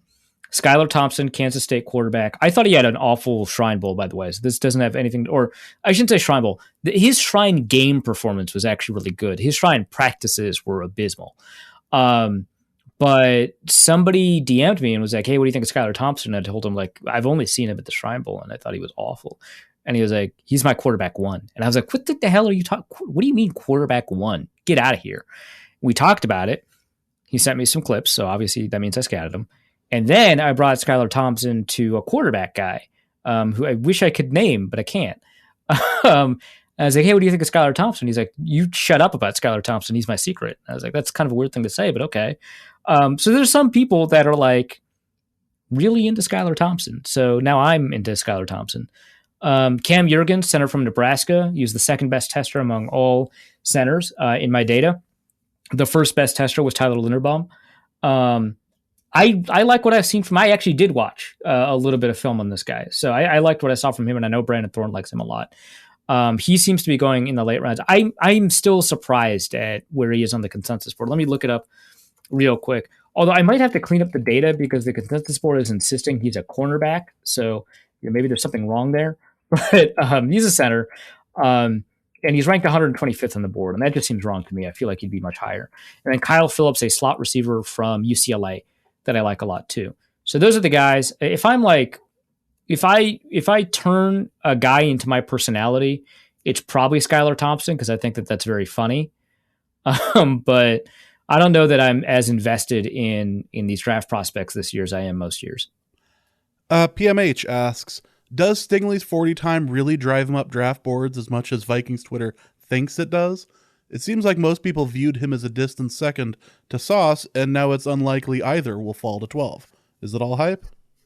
So the 40 time does a couple of things for him, both in terms of verifying the athleticism that people saw from him, and also accounting for the fact that his foot injury did play a role in his level of play.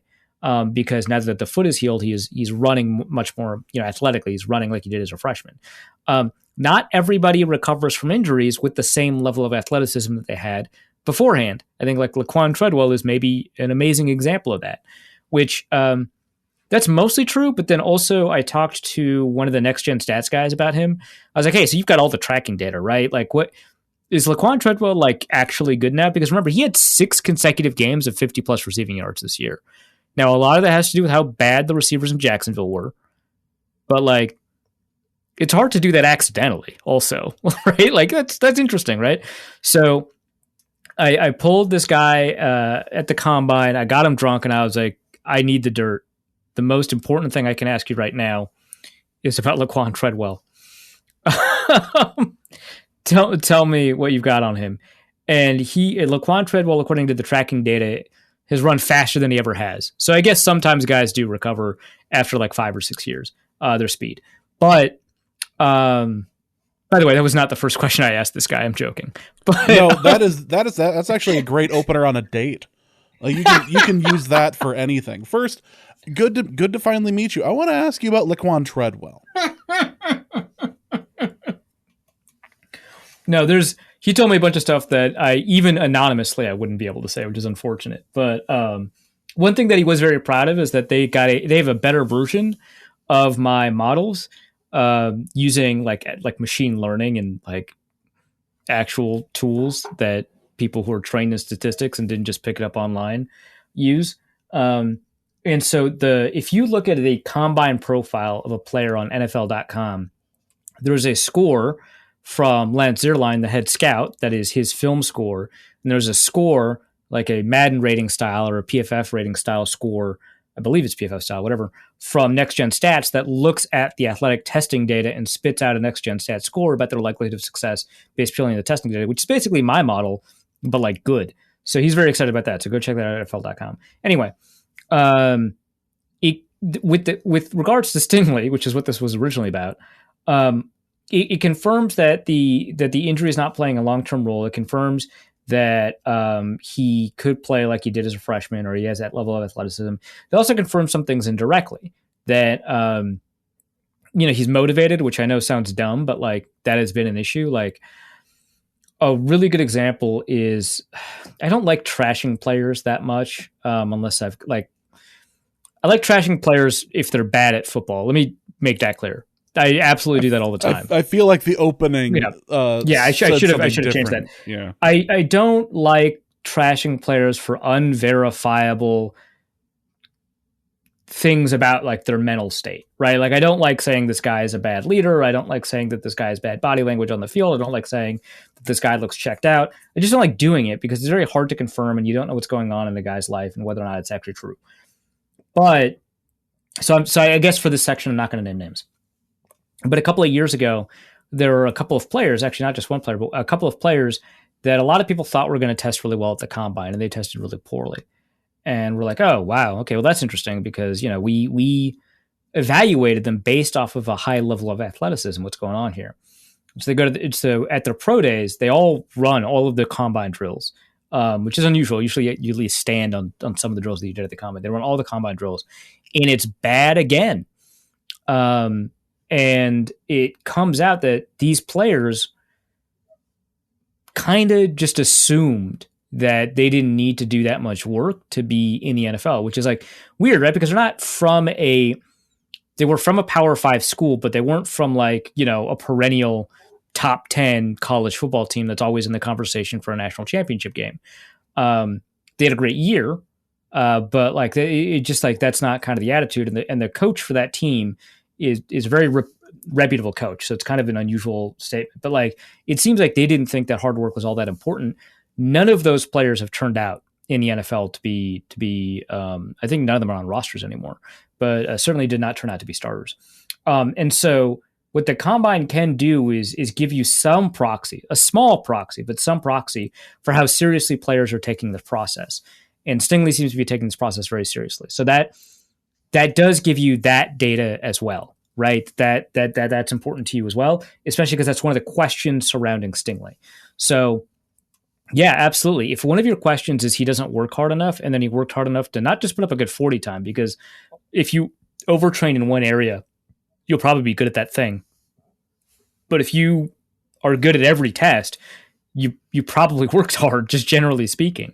And that's what he was. He was good at every test. So that, I think, resolved that concern. Plus, it did resolve the actual injury concern. He's not injured anymore. We've confirmed it. So that's what matters. It's not that people didn't see 4.37 speed or whatever it is he ran when he was a freshman. It's that they didn't know if he could do it, and he did it. So I think it makes sense to say he really pushed himself up to be CB2. Let's go to Delta BC Dad, who asks a draft metric question. When you guys talk about teams having size cutoffs for physical traits like arm and wing length for cornerbacks, how have these values trended over time? Is there any relationship here with the wing length preferences for wide receivers, for example? The goal ultimately is to find players who can win at their position against matchups, and these physical traits help them to do that. So an extra half-inch, length can make a big difference potentially, right? It's sort of a winner-take-all, sort of. Yeah, winner-take-all is a good way to put it because, the draft is a price auction, or a first price auction, which is how Kwesi put it. And generally speaking, you don't get to buy shares of a player. If you're interested in a player, you have to draft them. And so if a bunch of teams have a very similar cutoff for an athletic threshold, like arm length for cornerbacks, which got out of control a couple of years ago, like to the point where Stanley Jean-Baptiste was drafted like in the second round or something crazy like that. That gets pushed up dramatically, even if teams only value that a little bit more or treat it just like as a soft cutoff instead of a hard cutoff. So yeah, it can make a big difference. And a lot of these cutoffs are actually very specific to the scheme that they play. So like Seattle liked long corners because of the way that the cover 3 system works, where you just kind of need to make sure that they have their arms in a position to clog these passing windows, where you might prefer speed in a man coverage system versus a cover 3 system where you might prefer length, because you are challenging the quarterbacks to throw over you to the farthest side of the field. Whereas in a man coverage system, you need to be able to cover this guy on a crosser, right? And so you need to be able to keep up with them. And so a 4-5 guy, which is what Richard Sherman was when he tested, wouldn't be as valuable in a system where he's constantly chasing people across the field, as opposed to, playing press coverage where he can beat somebody up at the line of scrimmage and then using his length to make up for his speed when you know what the passing window is going to be. And so sometimes it's scheme dependent. Traditionally, 3-4 teams would prefer length on the interior defensive line positions much more than 4-3 teams. People like Mike Zimmer have kind of changed that a little bit in terms of the way that they preference arm length there, but that was something that was kind of a big deal. So it can be kind of scheme specific. That extra, half inch of arm length actually can make a pretty big difference in that regard. If you look at like the passing windows that quarterbacks are throwing into, these really good quarterbacks, another half inch would make a huge difference of whether or not something is a touchdown or not, right? And so like these are not as trivial differences as they sound. My data indicates that sometimes this makes a huge difference, right? Like if you run a 2.6 or a 4.69 as a receiver versus running a 4.71, those are practically not very different, but it puts you in two different bins where it is extremely rare for an uninjured 4.7 receiver to be successful in the NFL. Like Anquan Bolden, I believe, was injured when he ran, but it's like Jarvis Landry, and that's kind of it. Like the other example is Kelvin Benjamin, and he only counts as successful according to certain metrics, like if you do like 1,000 yard seasons, right? Which he has at least one, maybe two. But he's not a successful receiver. But there's a couple of receivers that I shouldn't say 4.69, it was 4.59 or 4.62, not 4.69, 4.72, 4.59. But there's a bunch of receivers in the 4.5s, including a couple in 4.59, like I think Cooper Kupp is in that range, right? Where it seems to have worked out. So there's some speed threshold where at a certain point, it just you just can't keep up. So it kind of does matter. I've talked about how the NFL treats this like a game of inches, and then they say that these small differences don't matter when it comes to draft time, and it's very baffling. But yeah, it can make a pretty big difference, but sometimes it's very scheme specific, not necessarily matchup specific. There was a period of time where the NFL, really preferenced these 6'4" receivers. That died down a little bit, and now there's more diversity in receiver heights and stuff like that. But for a while, it was just if you're not 6'4", you're going in the second round. It's just very weird. But yeah, I mean, some of these are just trends that fade with time or come in with force over time, and some of these are not. Quarterback height is obviously a very famous one where that's trended in a direction where people care a lot less because of players like Drew Brees and Russell Wilson and now Kyler Murray. But yeah. It's and I think some 6'2" quarterbacks got drafted pretty recently as well. So yeah, it's always trending in one direction or another. I actually think we're moving out of this phase of caring as much about receiver arm length, despite the discussion I had about McDuffie, just based off of how people are ranking some of these corners. Like Roger McCreary has the shortest arms in the draft at cornerback, the shortest. And 3 years ago, he would not have been a second round guy only because of that. And you probably wouldn't get Trent McDuffie in the first round, probably. Now they're in the first and second round discussion. And so I think we're already moving out of that phase where those 32-inch arms are really important for teams. So yeah, these trends kind of come and go with time. I think the next trend is probably offensive linemen and short shuttle speeds, because that's shown up in my testing data. Josh Norris identified it a couple of years ago, as a hard cutoff, and teams are moving centers and guards up their draft boards. It seems like based off of short shuttle time. So that might be kind of the next one. And then when people overcorrect for that, it'll go the other direction. Well, Mikhail Skolichov Okay. asks, what type of outfit is Kevin O'Connell going to wear on the field? I'm getting a visor vibe. Yeah, the visor vibe is a good vibe to get. I think that that's a pretty accurate vibe. I would say a kind of a windbreaker, not like a starter jacket style windbreaker that would rule, but no, I like a windbreaker that fits very well. That seems like it's cut to his body. That's like tailor made for him. I think that it's going to be like that, where you get like oh wow, that's like windbreaker material. That doesn't usually look fashionable, but like on him it kind of does for some reason. You don't really understand it. I think that's what he's going to wear on the field. But we both agree visor is definitely happening. Yeah, that was a great call, Mikhail Skolichov. That might be my favorite name of this episode. Professor Poop asks, really enjoyed Arif's mock from a week or so back. Just exactly how I would have done it too. So clearly he and I are on the same wavelength. Out of curiosity, what would Arif's crappiest, but realistic, don't just pick a kicker, first round pick be for the Vikings? Also, caveat, you can't include Mega Leg, the punter. I can't include Punt God? Punt God is not involved because I want the Vikings to pick him. Okay. I don't know, maybe Devin Lloyd. He's like a linebacker from Utah. He's good. He's very good. He also like just wouldn't help.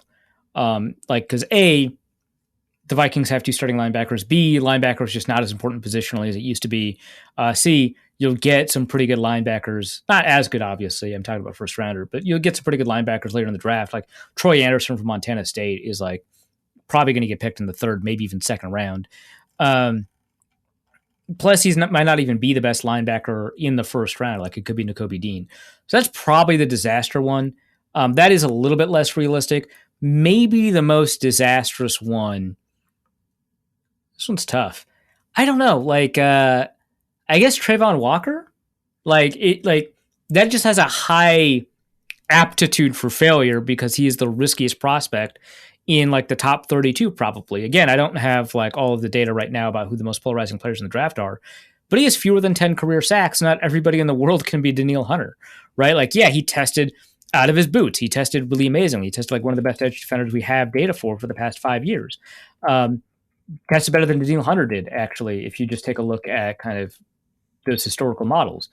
But, not everybody has that Hunter excuse, right? That the offense or the defense did certain things for him that restricted his, production levels, which like that is the argument that people are making, but it feels like it rings hollow for me. Maybe it doesn't, but it feels like it rings hollow for me.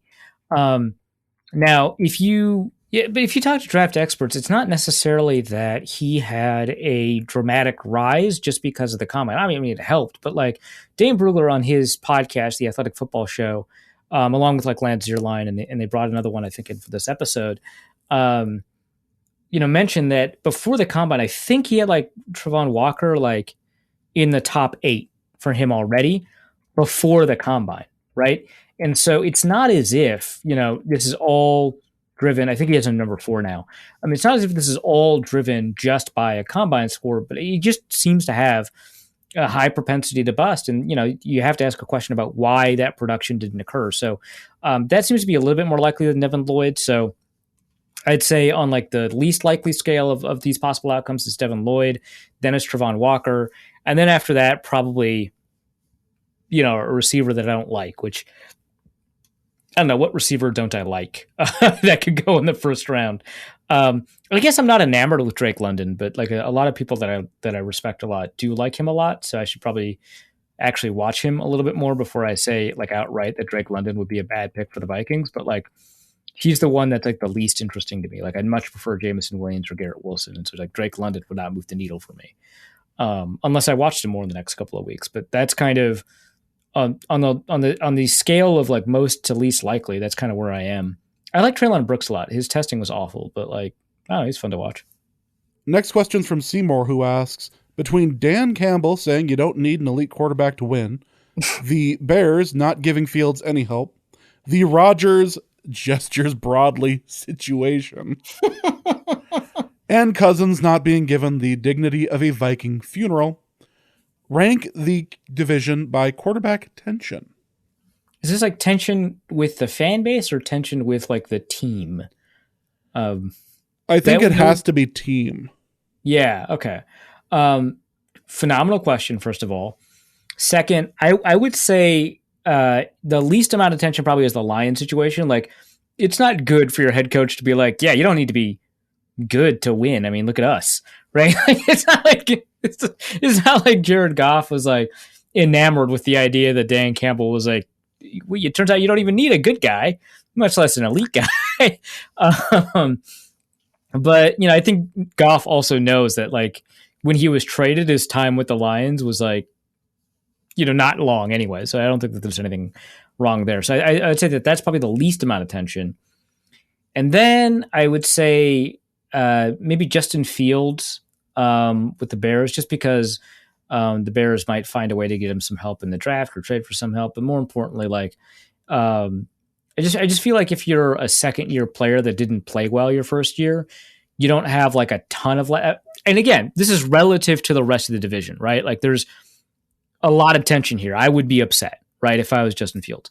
But it's just like not as much clout for you to be able to say, man, I can't believe you aren't helping me out here. I'm your first-round pick, right? Like, I think that if he would have been established or had played well last year, would be a bigger source of tension, right? It's still an enormous source of tension. It's still kind of this weird situation where it's like, wait, you hired this guy because he has the same name as the previous head coach? Are you serious? That's what's happening right now? He's also named Matt? That's it? That was the qualification? All right.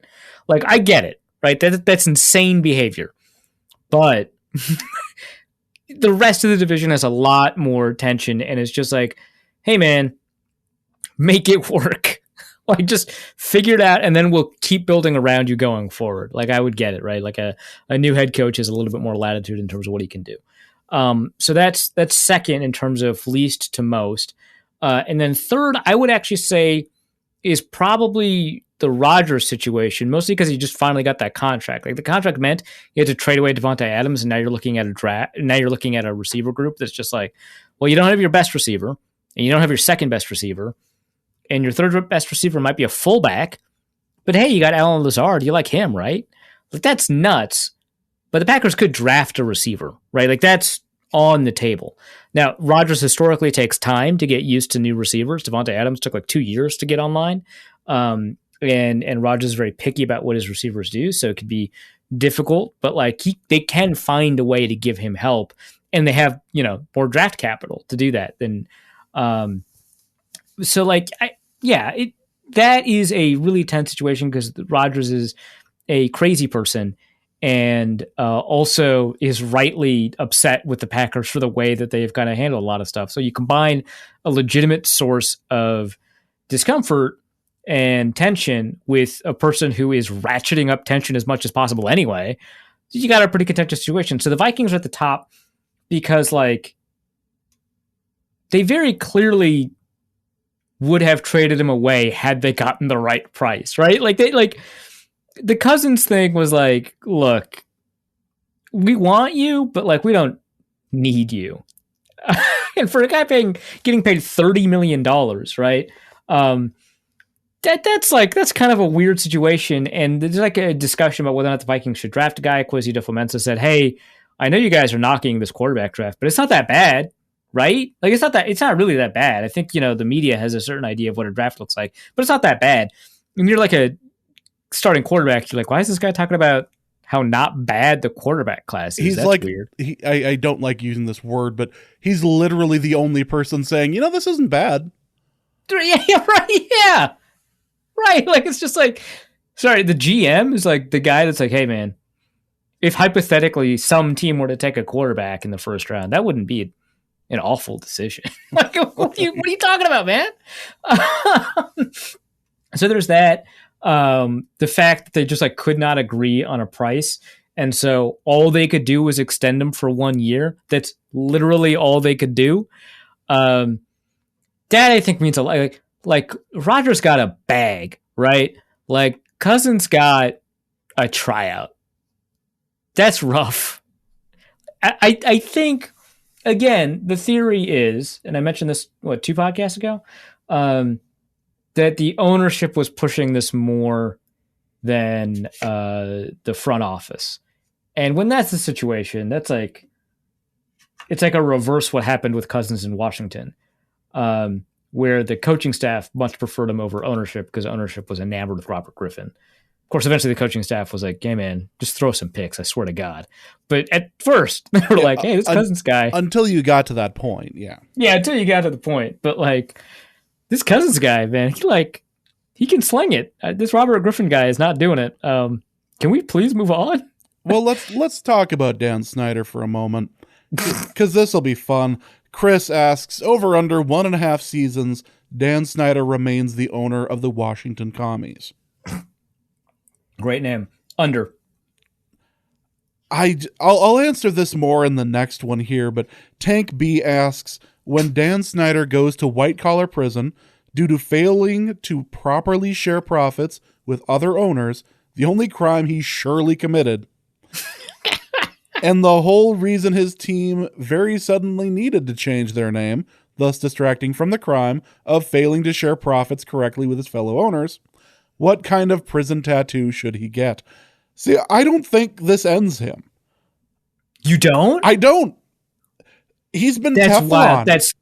No, okay, but here's the thing. Okay, so all of this other stuff that Dan Snyder does, insulting the fans, having a racist slur for a name for the team, the sex trafficking, that one's big to me. I think that one should get maybe a little bit more play. The sex trafficking is bad, where okay, so I should explain this. So the cheerleaders did a photo shoot, I want to say Costa Rica, but in a Central American country. And they brought along some VIPs, like suite owners for a Washington team. And the cheerleaders allege, because I don't know how this was resolved, that Snyder took their passports and wouldn't let them have their passports unless they performed sexual favors for some of the Washington VIPs that had like suite tickets or whatever, like season tickets to the suites. That's the worst.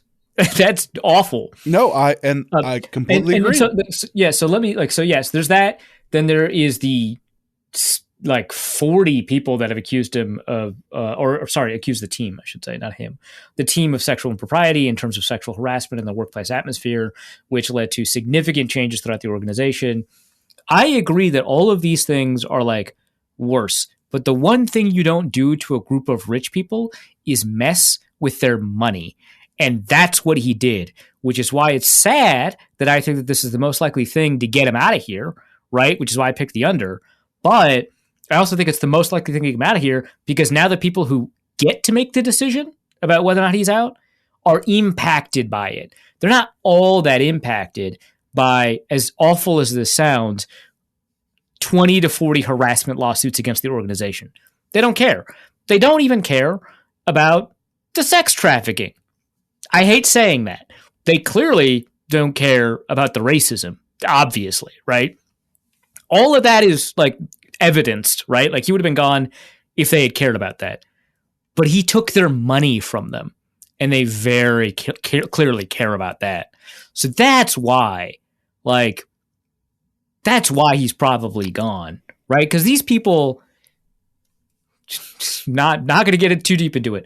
It is difficult to become a billionaire without caring more about money than you do about all of these other concerns that are ethical concerns. Because, and here's the reasoning. It's not that like you're inherently an evil person if you're a billionaire. And maybe I believe that. Who knows? Find out on the Wide Left podcast if we ever record another episode again. But in order to, in a cutthroat market environment, win a competition against other people in the same industry, you need to produce more profits than them. And you might have some natural advantages that allow you to do that. You might have some inherent technical advantages that allow you to do that. But one advantage that you can have is cutting corners. And those corners don't necessarily have to mean product quality or customer service or whatever. They often do mean that, but they don't have to be. The cutting corners could be cutting ethical corners, forcing your workers to work hours that, you know, aren't logged in the machine or not paying them overtime or finding other ways to keep money that you can invest back into your business or into yourself that the other guy isn't doing.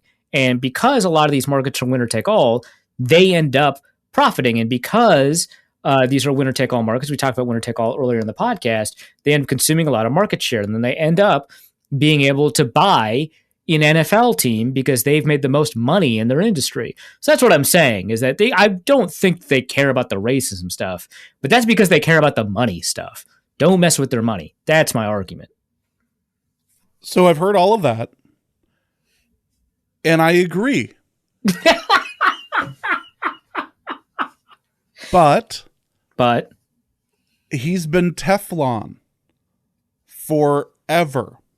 It's a bit like when's the last time he stole their money? Hold on. It feels a bit like the Donald Sterling thing, where everyone knew Donald Sterling was a terrible person. Mm-hmm. And it took this just gigantic thing in order, and like finally over the years, to finally get rid. Like, I agree with everything you just said, but I just don't think it happens yet. Donald Sterling reduced the sale value of the Clippers. He messed with their money. Now, obviously, there's no question that Snyder's like a racist, right? Like, I don't think either of us disagree on this one. But like, the way that his brand value has been managed hasn't impacted the revenue of the NFL. Whereas it was very clearly with Donald Sterling that that's what was happening, is that the actual worth of the franchises was going down, which is why they forced a sale, right? That's why they were willing to go after Donald, because you're right. It was not a secret that Donald Sterling, and I'm going to imagine, I'm just going to throw it out there, I bet there's other NBA and NFL owners that are just as awful. But Sterling screwed up the money situation. Snyder's screwing up the money situation. I don't know. That's all I'm saying. I'll be happy to be wrong, but I'm just not sold on the idea that Dan Snyder is out in Washington. I just don't see it. All right. But as for his prison tattoo, it obviously has to be the old logo. Oh my God. Okay, yeah, we're completely on the same page. That's what I was going to say. Yeah, it's got to be fantastic. That. Yeah, there's not even a question of that. Ryan asks, for the Cookus Corner, since Norse Code has obviously peaked, what are we all moving on to listen to now? Good point. I'm not going to list any of my political podcasts. Just did enough of that just now. We're all listening to the Trevor Sikkema podcast, wondering if he's going to propose. Yeah. Oh God, I hope he makes that podcast content. This group of bloggers that like grew up in like the 2013 draft and ended up getting jobs in the industry. I don't know what's going on, but like, you know, Trevor's got a job in the industry. I've got a job in the industry. A bunch of these drafts, like Justice and Chuck has his dream job. I'm so happy for him. All of these nerds on the internet that were tweeting in 2013 about what an awful draft class it was, which by the way, we were right. The only thing we were right about that year. We all ended up with like jobs, and now we're very content brained. And so it is not impossible that if Trevor ever does end up proposing to Alyssa, which Trevor, you're not listening, but you should be, and you should propose to Alyssa. That there's a chance he turns that into a podcast content, which is very funny. So listen to, what was it called? Stock Exchange? Yeah. Listen to Stock Exchange with Trevor Sikkema and Connor Rogers on the off chance, the 1% chance that he actually ends up proposing to the woman he loves and committing to her the rest of her life, which is what she wants. She has told me this. and not been quiet about it. The other one that's actually interesting was the exempt list. Oh my God. Oh my, yeah. Screw what I said. Love you, Trevor. Screw what I said. Listen to the exempt list. I had actually, I'd say I didn't DM him, but I had replied to one of his posts because he had complained about, this is Charles, it's 4 Verts on Twitter. He had complained about all the editing that he had to do. And I had replied, hey, listen, not only am I cheap, but I've been making Justice sound great for like 8 years. So if you need somebody to edit, just let me know. And his show debuted quite well over the past week or so. So that might be worth your time as well. Uh, Yeah. Also from Ryan, did Arif feel left out as the only Norse Code member to not get a write-up from local newspapers to start April? When I read that article, I was like, yeah, it's kind of strange that I get brought up like once, but whatever. And then Damien asked this question, and I'm just like, I wonder. I am from Grand Forks. Maybe James, you should have said something. Listen, all edits I had submitted were summarily ignored. Well, because it was originally written for the college newspaper, right? Yes. Like, so it was about like University of Minnesota Crookston people making waves in the world. So I figured I wasn't going to make a big appearance in the Dusty article. had texted me and just went, "You couldn't have included my last name at any point."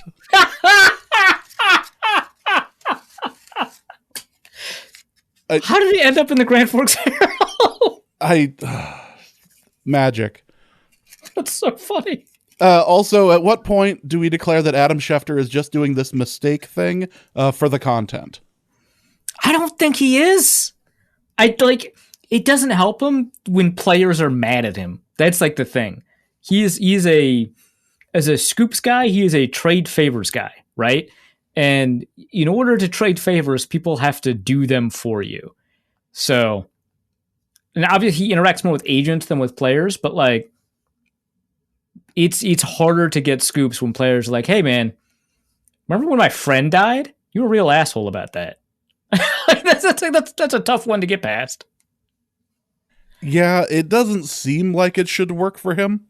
It seems odd that this sort of thing just keeps happening. Yeah, which I did tweet out, but like, because there was the Mr. Editor thing, which was nuts. There's the Dwayne Haskins thing, and then the original thing that I was tweeting about, which I already forgot because now we're full up with Adam Schefter mistakes. Do you remember what it was? It's well, the original one. I'm just thinking of Dwayne Haskins. I'm thinking of. Didn't he have something weird going on with Roethlisberger as well? No, I think it was Watson. Yeah, here. Oh, that's right. It was Deshaun Watson. Yeah, so I have the apology tweet pulled up because he already has the original tweet deleted. But the apology tweet was, "This was a poorly worded tweet that deserves a proper response. It was intended to provide insight into the strategy." Oh, it's actually still up. The strategy of Watson's legal team from its POV. I should have been clearer. As legal experts have explained, a lack of an indictment alone does not mean someone is innocent. The original tweet. This is why Deshaun Watson, from the beginning, welcomed a police investigation. He felt he knew that the truth would come out, and today a grand jury did not charge him on any of the criminal complaints. Awful tweet. Actually, the top reply is algorithmic based on like your own Twitter, so it's the top reply to me, maybe not to anyone else, is from Chuck at 4verts. Why does this keep happening to you? Exactly. This is what we want to know. So he probably also had a tweet about Roethlisberger, which is probably why Chuck was like, "Why does this keep happening to you?"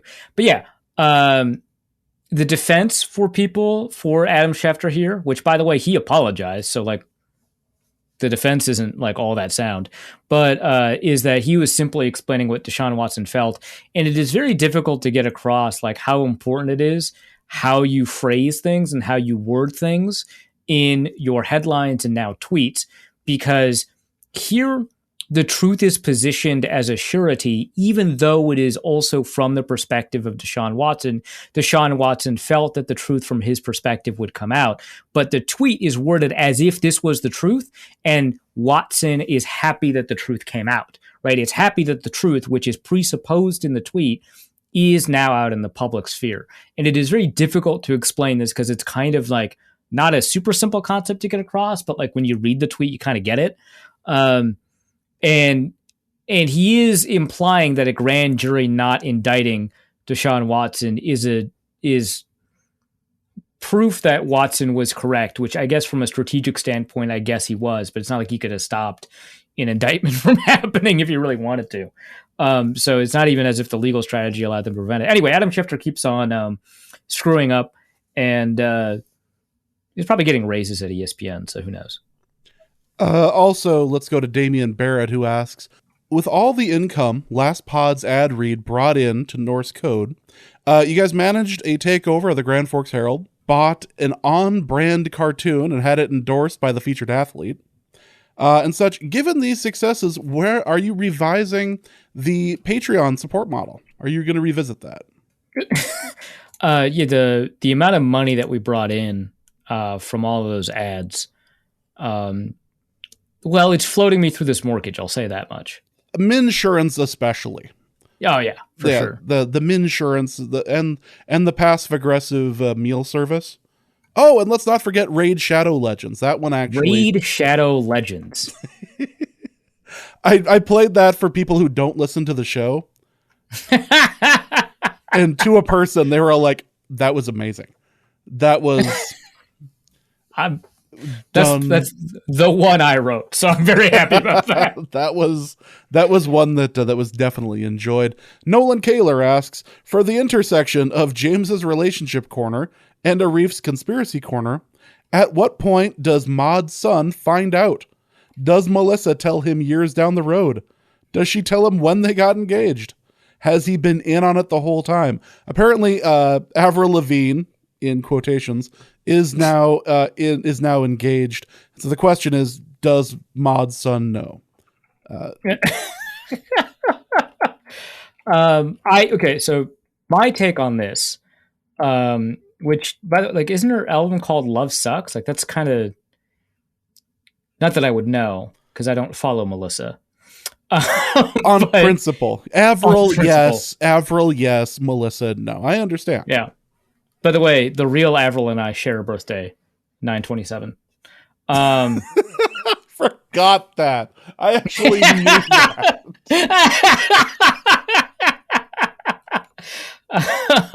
Is she older than me? I think she's older than me. Yeah, she's older than me by like 4 years. I mean, who knows how old Melissa is? Yeah, I my take on this is that Maud's son knows, which is the name of the person who's engaged to Avril. She was engaged to Chad Kroeger of Nickelback, or married to, actually, for like 3 years. I was going to say, I thought Nickelback was involved in some way. Yeah, and I believe that was when it was Avril and not Melissa. I don't know that for sure, but 100% Maud's son is in on this. I think that he knows that if he can generate, I think, like, more headlines, as small as they are, right? Because an engagement is not an enormous headline for somebody that is a little bit more out of the spotlight. But, I think he knows that the more that he can drum up in terms of headlines, the better it is for their mutual career. So I would think that he knows.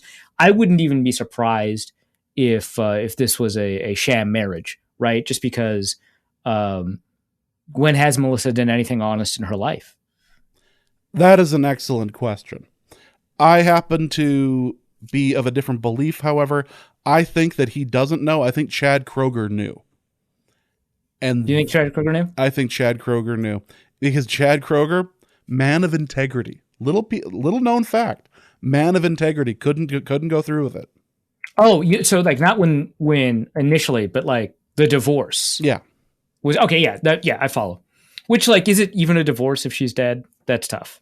Well, like, legally she's not dead, right? So it is a divorce, but, like, his heart couldn't do it. I get it. Yep. Andrew Shad asks, for James's... Sorry. In my head, it was, look at this photograph, and it's the side-by-side of Avril and Melissa. Boy. Every time you look at it, it makes you laugh. He'd been trying to tell us for years. Yeah. If only the timing of this joke were to work, except it doesn't. Andrew Shad asks, for James's choking in the playoffs corner, did you know that 9 is greater than 8? Yes, I do know. This is referring to Denver winning the Frozen Four. Congratulations to Denver. UND had no business being anywhere further in the playoffs. Plus, the Notre Dame their power play kill was absolutely scary. So no, that was the UND finished where they were supposed to. We should have won it in 2020, and they had to cancel the year for obvious reasons. So we would be in a 9-9 situation if not for that. But whatever, I'll deal. Kyle Slaby asks on Friday, just dismissive. Fine, yes, Denver won. Fine, congrats. Fine. I'm just happy the Gophers didn't win. So I was very vocal on the Discord about how little I wanted the Gophers to win the Frozen Four. So I didn't see it because it was in the Arif, the Sports Arif doesn't know about channel, which I don't check for obvious reasons. Well, I wanted to be nice and just label it to something you knew you didn't have to check. So let's go to Kyle Slaby, who asks, on Friday, I will be in Hawaii. What are some things I should do or post while there to ruin Don from Ohio's week?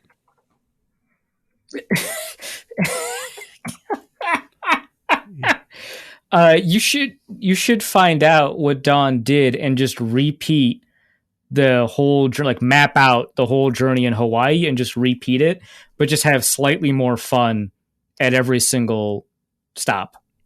You should get like 6 of those jackets that he lost. Yeah, actually get the jacket that he lost. Yeah, find the exact one that he lost. That would be the first step. Second, become so beloved on the island that they buy you a house and demand that you move there. Which Don wants to move to Hawaii badly, but here you get like, you are so loved by the people that they go out of their way to get you not only the house, but the land as well, because you can never get the land. So just do that. And that will probably drive him the most insane. Yeah. Yeah. Yeah. Okay, so I like the idea of just doing what he did, but having slightly more fun at every moment, because it's very Minnesotan to just like, that's how you win. But at the conclusion of that, you do become so beloved that they offer you land and a place to live, and it allows you to block Don from Ohio from coming to Hawaii. I think all of that together sounds great. Do that. Yep. Maybe you can, once you're there, you can run for some sort of public office. Oh, yeah. Actually, please. Very famously, there's a politician from Hawaii that I don't like. Replace that person, please. Yep, you can run, you can do that, and do your best to prevent Don from ever coming back to the island. That's my suggestion. Jat1315 asks, for James and Arif's meta corner, what potential corner are you surprised hasn't been a corner yet?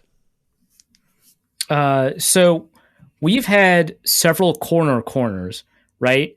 But most of them are about the other corners and not about cornerbacks, which, like, given that the only video of me playing football is me beefing it playing cornerback, I'm kind of surprised. So that's the one that surprises me the most, because all the other corners are about the other corners and not about cornerbacks.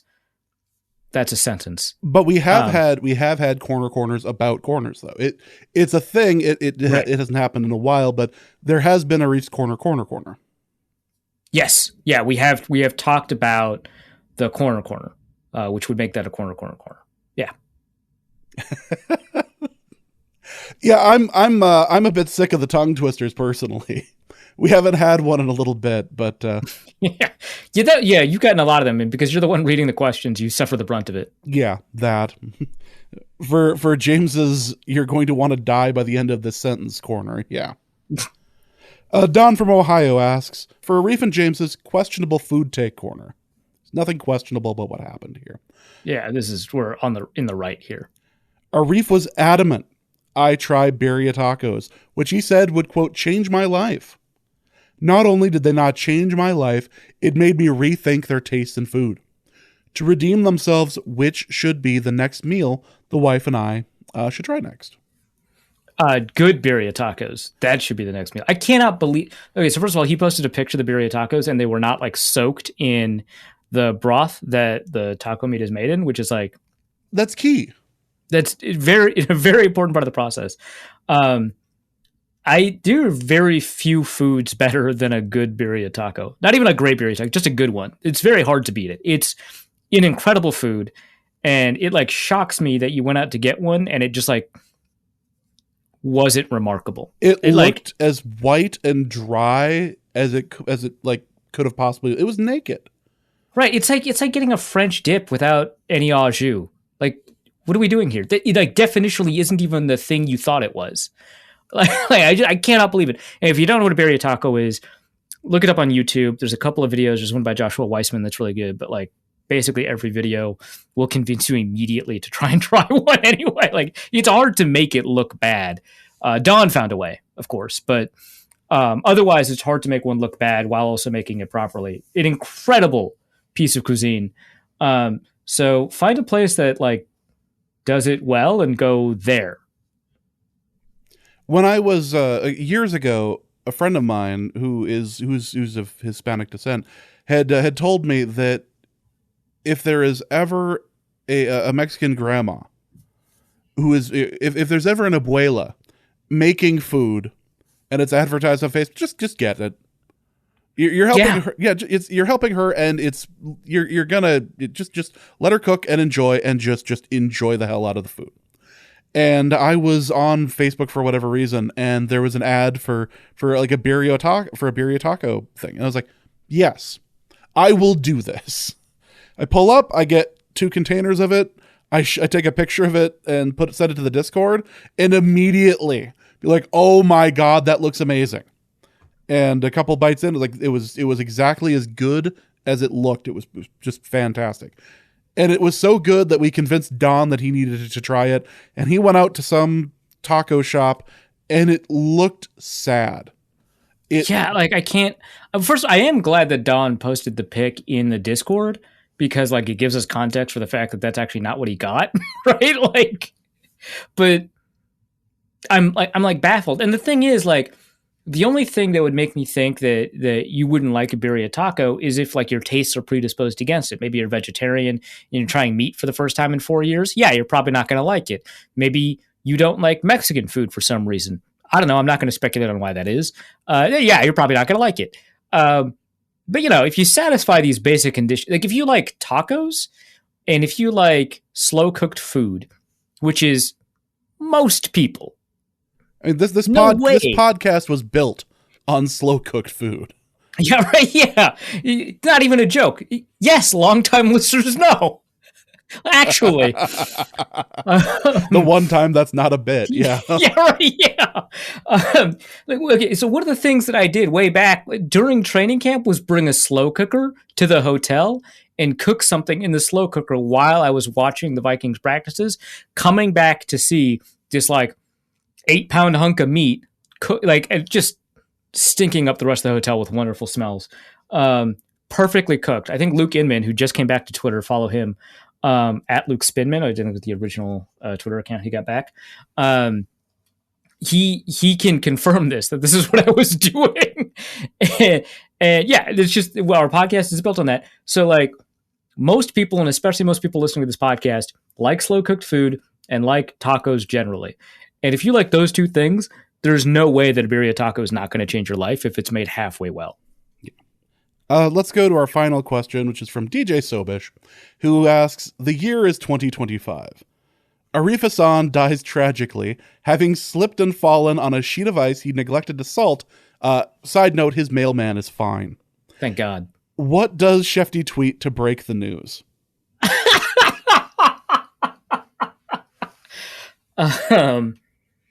God, that's funny.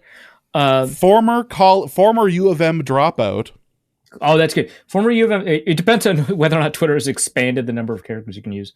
Remember, like the brief moment in time. Side note, where Twitter was like, "Hey, we're experimenting with 10,000 word tweets or 10,000 character tweets." And everyone was like, "What are you doing?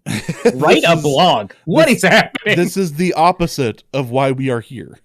Yeah, and that was back when they were at 140. Yeah, right? We were just like, this is crazy escalation. It's like when Tumblr banned porn. You're like, no, you. Yeah, it's all right. I've got what I needed here. Bye. you have lost what this platform was being used for. Which, by the way, watch the College Humor series on Tumblr. The Tumblr CEO. All the CEO ones are great, but the Tumblr one's very good. Brandon Lee Mulligan is one of the best comedians in history. Anyway, so he probably tweets out, U of M dropout, known for having slipped and fallen, has died of having slipped and fallen on a sheet of ice he neglected to salt. Yes. In anticipation of the mailman, and does not indicate that the mail person is fine. just like in anticipation of the mailman. So that's probably what he tweets out. And then he doesn't have to maybe adds known agitator to it. Known Carson Wentz hater. No, that would be doing me an honor. If that's what I like. Okay. And so like he can't. It would have to be like a take I got catastrophically wrong. Known for breaking the Adrian Peterson trade news. Oh, I remember that one. Yeah. That which was like the biggest story I ever broke. Still to this day is the biggest story I've ever broken. And it like wasn't true. The Vikings never traded Adrian Peterson. You're like, and the reason why you're just hearing about this now, new listeners, is because it didn't happen. It didn't happen. Oh God, it was awful. And like that draft, which was like the 2015 draft, that draft, I was convinced it was like it hadn't happened for months after I broke the story. And as we were entering the draft, I was convinced. I got a call that day from somebody who was like, "Yeah, they're going to trade him. Like if I'm not going to break this news, if X running back is there, they're going to grab him, and then they're going to trade Adrian Peterson or vice versa." And I was like, "Oh, I'm still going to be right. I'm still going to be right." It did not happen. They just cut him a couple of years later. Yep. That's the way it works sometimes in the takesmanship. You got to put your neck out there. And sometimes Adrian doesn't get traded. Yeah. Jesus. Well, that's going to, on that lovely note, that is going to be Thanks, Adam Schefter. That is for breaking the news that I died. That is going to be the end of this episode of Norse Code. Hope you guys have enjoyed it. Arif, where can they find your work? If they want to find it after that. Yeah. You can find it over at The Athletic, theathletic.com/author/Arif-Hassan.